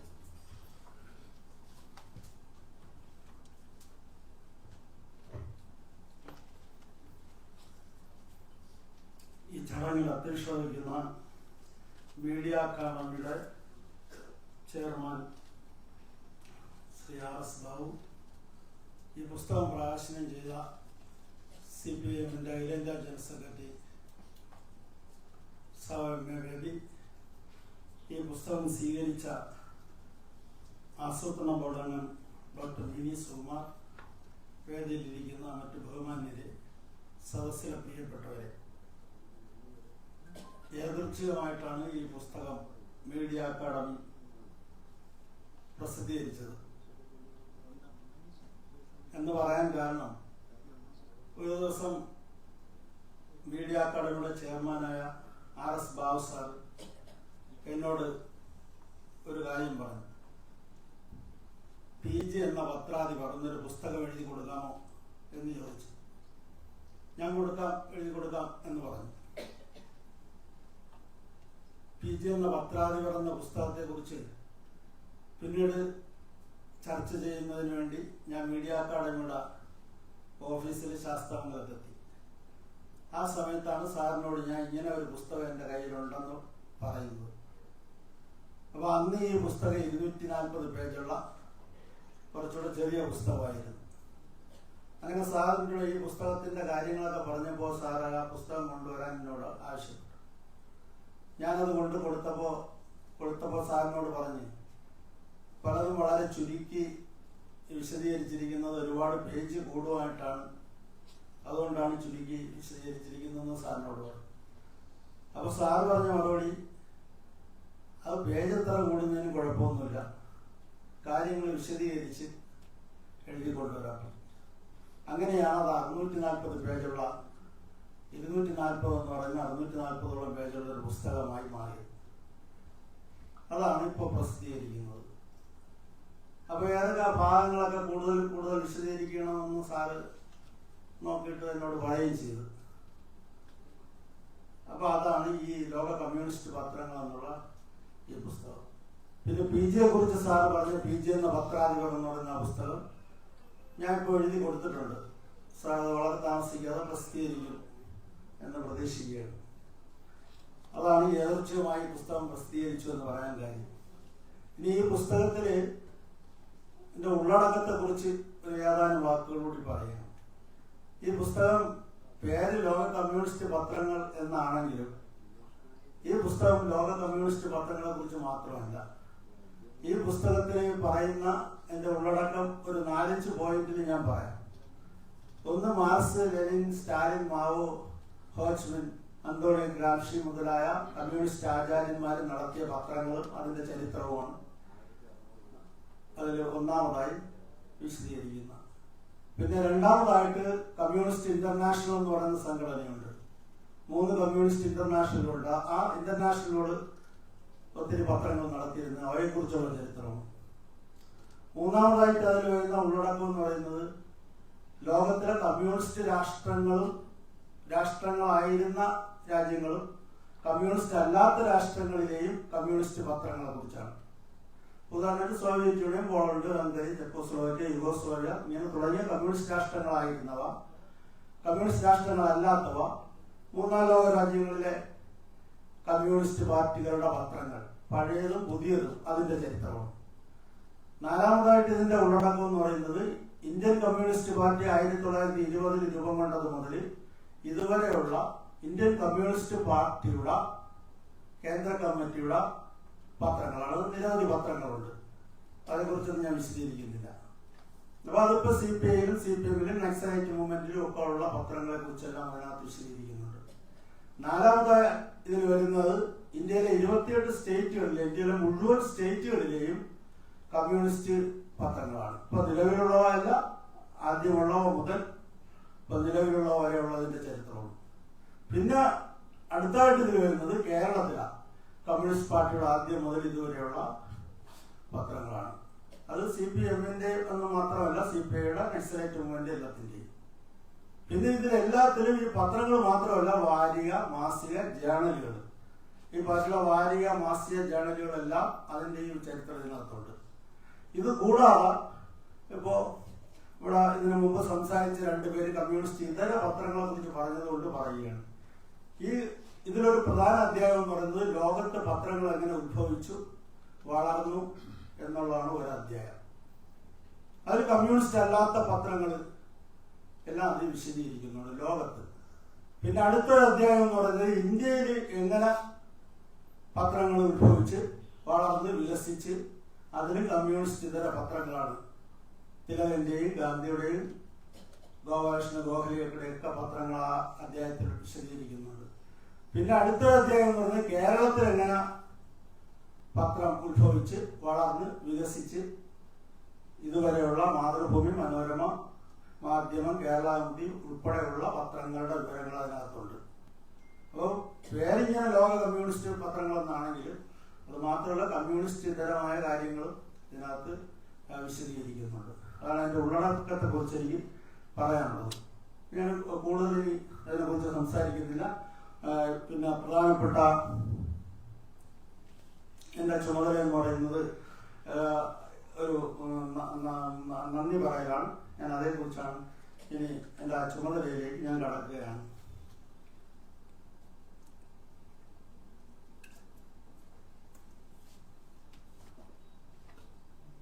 അപ്പൊ അതുകൊണ്ട് ഇപ്പൊ പേരിപ്പോ നമുക്ക് ഇതെല്ലാം കൂടി ഇടാൻ കഴിയില്ലല്ലോ. ലോക കമ്മ്യൂണിസ്റ്റ് പത്രങ്ങളെന്നേ ഇടാൻ കഴിയും. ഇപ്പൊ പെട്ടെന്ന് കേൾക്കുന്ന ഒരാളിൽ ഇത് വായിക്കാതിരിക്കുമ്പോൾ തോന്നും ലോക കമ്മ്യൂണിസ്റ്റ് പത്രങ്ങളെ കുറിച്ച് മാത്രമേ ഉള്ളൂ.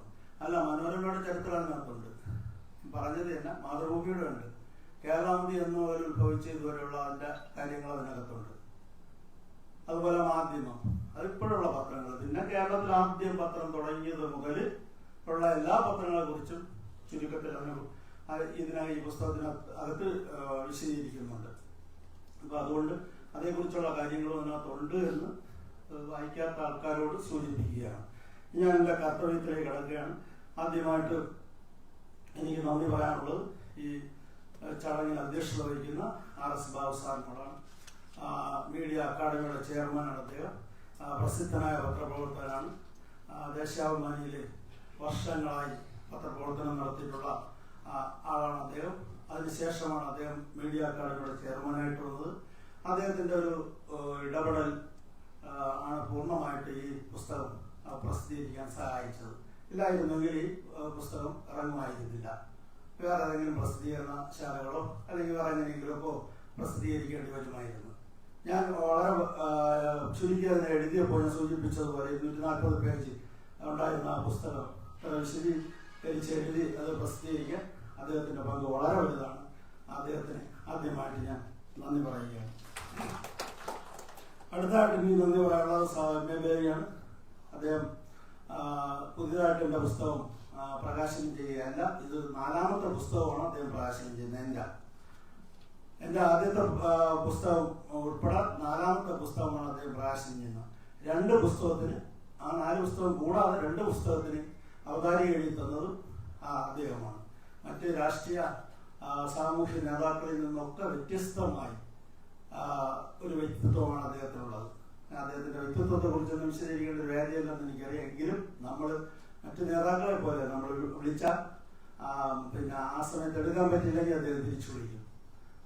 അദ്ദേഹം എഴുതിരുന്ന ഒരു അവതാരികയിൽ എന്തെങ്കിലും ഒരു ചെറിയ പോയിന്റ് നമുക്കൊരു സംശയം ഉണ്ടായെങ്കിൽ ആ സംശയം അദ്ദേഹം അത് ശരിയാണെന്ന് തോന്നുകയാണെങ്കിൽ അത് അങ്ങനെ ചെയ്തോ, അത് തിരുത്താനുള്ള മനസ്ഥിതി നമ്മൾ പറയുന്നത് ശരിയാണെങ്കിൽ അതിന് യാതൊരു ഇൻഫീരിയോറിറ്റി കോംപ്ലക്സും ഇല്ലാതെ തിരുത്താനുള്ള മനസ്ഥിതി അദ്ദേഹത്തിനുണ്ട്. അപ്പൊ അങ്ങനെ ഒരു നേതാവാണ് അദ്ദേഹം. അപ്പൊ എൻ്റെ അങ്ങനെ 2 പുസ്തകത്തിന് അവതാരിക എഴുതിയത് 4 പുസ്തകം പ്രകാശനം ചെയ്തു അദ്ദേഹമാണ്. അദ്ദേഹത്തിന് എന്റെയും മീഡിയ അക്കാദമിയുടെ അകമഴിഞ്ഞ നന്ദി രേഖപ്പെടുത്തുകയാണ്. ഇനി പുസ്തകം സ്വീകരിച്ചത് സംസ്ഥാന ആസൂത്രണ ബോർഡ് അംഗമായ ഡോക്ടർ മിനി സുകുമാറാണ്. അവർക്കും മീഡിയ അക്കാദമിയുടെയും എന്റെയും നന്ദി രേഖപ്പെടുത്തുകയാണ്. ഞാൻ പുസ്തകത്തിന് ആശംസ അർപ്പിച്ചുകൊണ്ട് സംസാരിച്ച ശ്രീമതി ആർ പാർവതി ദേവി ആയിട്ട് എനിക്ക് വളരെ വർഷങ്ങളായി പരിചയമുണ്ട്. പി ജിയെ കുറിച്ച് ഞാൻ 3 പുസ്തകം പ്രസിദ്ധീകരിച്ചിട്ടുണ്ട്. ഒന്ന് പി ജിയുടെ ജീവചരിത്രം, 2ാമത്തെ പി ജി വൈജ്ഞാനിക സാഹിത്യം എന്ന് പറയുന്ന കൃതി, 3ാമത്തത് പി ജി സാഹിത്യം എന്ന കൃതി. അങ്ങനെ 3 പുസ്തകം പ്രസിദ്ധീകരിച്ചിട്ടുണ്ട്. 3 കൂടെ പാർവതി സൂചിപ്പിച്ചതുപോലെ ഒരു പുസ്തകമായിട്ട് പ്രസിദ്ധീകരിക്കാനിരുന്നതാണ്. അപ്പോൾ അത് 1000-ലധികം പേജുകൾ വരുമെന്നുള്ളത് കൊണ്ട് അത് 3 പുസ്തകമായി 3 മേഖലകളായി തരംതിരിച്ച് ചിന്ത പ്രസിദ്ധീകരിച്ച് അതിൽ 2ാമത്തെ എഡിഷനൊക്കെ ആയിട്ടുണ്ട് അദ്ദേഹത്തിന്റെ ജീവചരിത്രം. 3ാമത്തെ എഡിഷൻ അത് ഇറങ്ങാൻ പോവുകയാണ് അദ്ദേഹത്തിന്റെ ജീവചരിത്രം. അതുപോലെ പി ജി പത്രപ്രവർത്തനം എന്ന പി ജി എന്ന പത്രാധിപർ എന്നൊരു പുസ്തകം ഇപ്പോൾ മീഡിയ അക്കാദമിക്ക്, അതും 700ഓളം പേജുള്ള വലിയൊരു പുസ്തകമാണ്. അപ്പൊ ആ സമയം മുതൽ തന്നെ പാർവതിയെ ആയിട്ട് എനിക്ക് പരിചയമുണ്ട്. ഈ പുസ്തകമൊക്കെ എഴുതാൻ പി ജിയുടെ വീട്ടിലുള്ള പുസ്തകങ്ങളാണ് ഞാൻ ശരിക്കും ഉപയോഗിച്ചത്. അവിടെ എൻ്റെ സ്വന്തം പുസ്തകശാല പോലെ അവിടെ ചെല്ലാനും അത് എപ്പോൾ എനിക്ക് ചെന്നാലും തുറന്ന് ഇട്ട് തരും. അവിടെ ചെന്ന് കയറി ആ പുസ്തകങ്ങളെല്ലാം എടുത്ത് ആവശ്യം പോലെ വീട്ടിൽ കൊണ്ടുവന്ന്, എൻ്റെ വീട്ടിൽ കൊണ്ടുവന്ന് ഞാൻ എഴുതിയിട്ട് തിരിച്ച് അതുപോലെ വീണ്ടും കൊണ്ടു കൊടുക്കും. അതിനുള്ള സ്വാതന്ത്ര്യമൊക്കെ എനിക്കുണ്ട്. ഒരുപാട് പുസ്തകം എഴുതുന്നതിന് പുസ്തകങ്ങൾക്ക് തന്ന് സഹായം ചെയ്തിട്ടുള്ളതാണ് പാർവതി. അതുപോലെ എൻ്റെ പുസ്തകത്തിന് തന്നെ 2-3 പുസ്തകത്തെ കുറിച്ച് റിവ്യൂ എല്ലാം ഗ്രന്ഥാലോകത്തിലും അതുപോലെ തന്നെ കർഷക തൊഴിലാളി എന്ന് പറഞ്ഞ മാസികയിലും ദേശാഭിമാനിയിലുമൊക്കെ പാർവതി എഴുതിയിട്ടുണ്ട്. പാർവതിക്കും എൻ്റെ അകമഴിഞ്ഞ നന്ദി രേഖപ്പെടുത്തുകയാണ്. അടുത്തായിട്ട് നന്ദി രേഖപ്പെടുത്തേണ്ടത് ശ്രീ ഷില്ലർ സ്റ്റീവനാണ്. അദ്ദേഹത്തെ എനിക്ക് ഇവിടെ വന്നുള്ള പരിചയമുള്ളൂ. KUWJ-യുടെ തിരുവനന്തപുരം ജില്ലാ പ്രസിഡന്റാണ്. അദ്ദേഹം ഇവിടെ വന്ന് എന്നെ അനുമോദിച്ചും ഈ സദസ്സിനോട് നല്ലൊരു പ്രസംഗം നടത്തി അദ്ദേഹത്തെ നന്ദി രേഖപ്പെടുത്തുകയാണ്. അടുത്തായി നന്ദി രേഖപ്പെടുത്തേണ്ടത് ശ്രീ PR പ്രവീണിനാണ്. അദ്ദേഹം തിരുവനന്തപുരം പ്രസ് ക്ലബിന്റെ സെക്രട്ടറിയാണ്. നല്ലൊരു പ്രസംഗം നടത്തിയ അദ്ദേഹത്തിനും എൻ്റെ നന്ദി അറിയിക്കുകയാണ്. ഇനി നന്ദി പറയേണ്ടത് ഇവിടെ കൂടിയിട്ടുള്ള ബഹുമാനപ്പെട്ട ആൾക്കാർക്കാണ്. എൻ്റെ നാട്ടിലുള്ള നിരവധി പേര് ഇവിടെ ഉണ്ട്. അതുപോലെ തന്നെ ഞാൻ പ്രവർത്തിക്കുന്ന പാർട്ടിയിലെ നിരവധി നേതാക്കളും പ്രവർത്തകരുമായിട്ടുള്ള ആൾക്കാർ ഇവിടെ ഉണ്ട്. അതുകൂടാതെ പത്രപ്രവർത്തനവുമായിട്ട് ബന്ധപ്പെട്ട മീഡിയ അക്കാദമിയുടെ പ്രവർത്തകരായ ബഹുമാന്യരായ ആൾക്കാർ ഇവിടെ ഉണ്ട്. അവർക്കെല്ലാം എൻ്റെ നന്ദി രേഖപ്പെടുത്തിക്കൊണ്ട് ഞാൻ അവസാനിപ്പിക്കുന്നു. നന്ദി, നമസ്കാരം.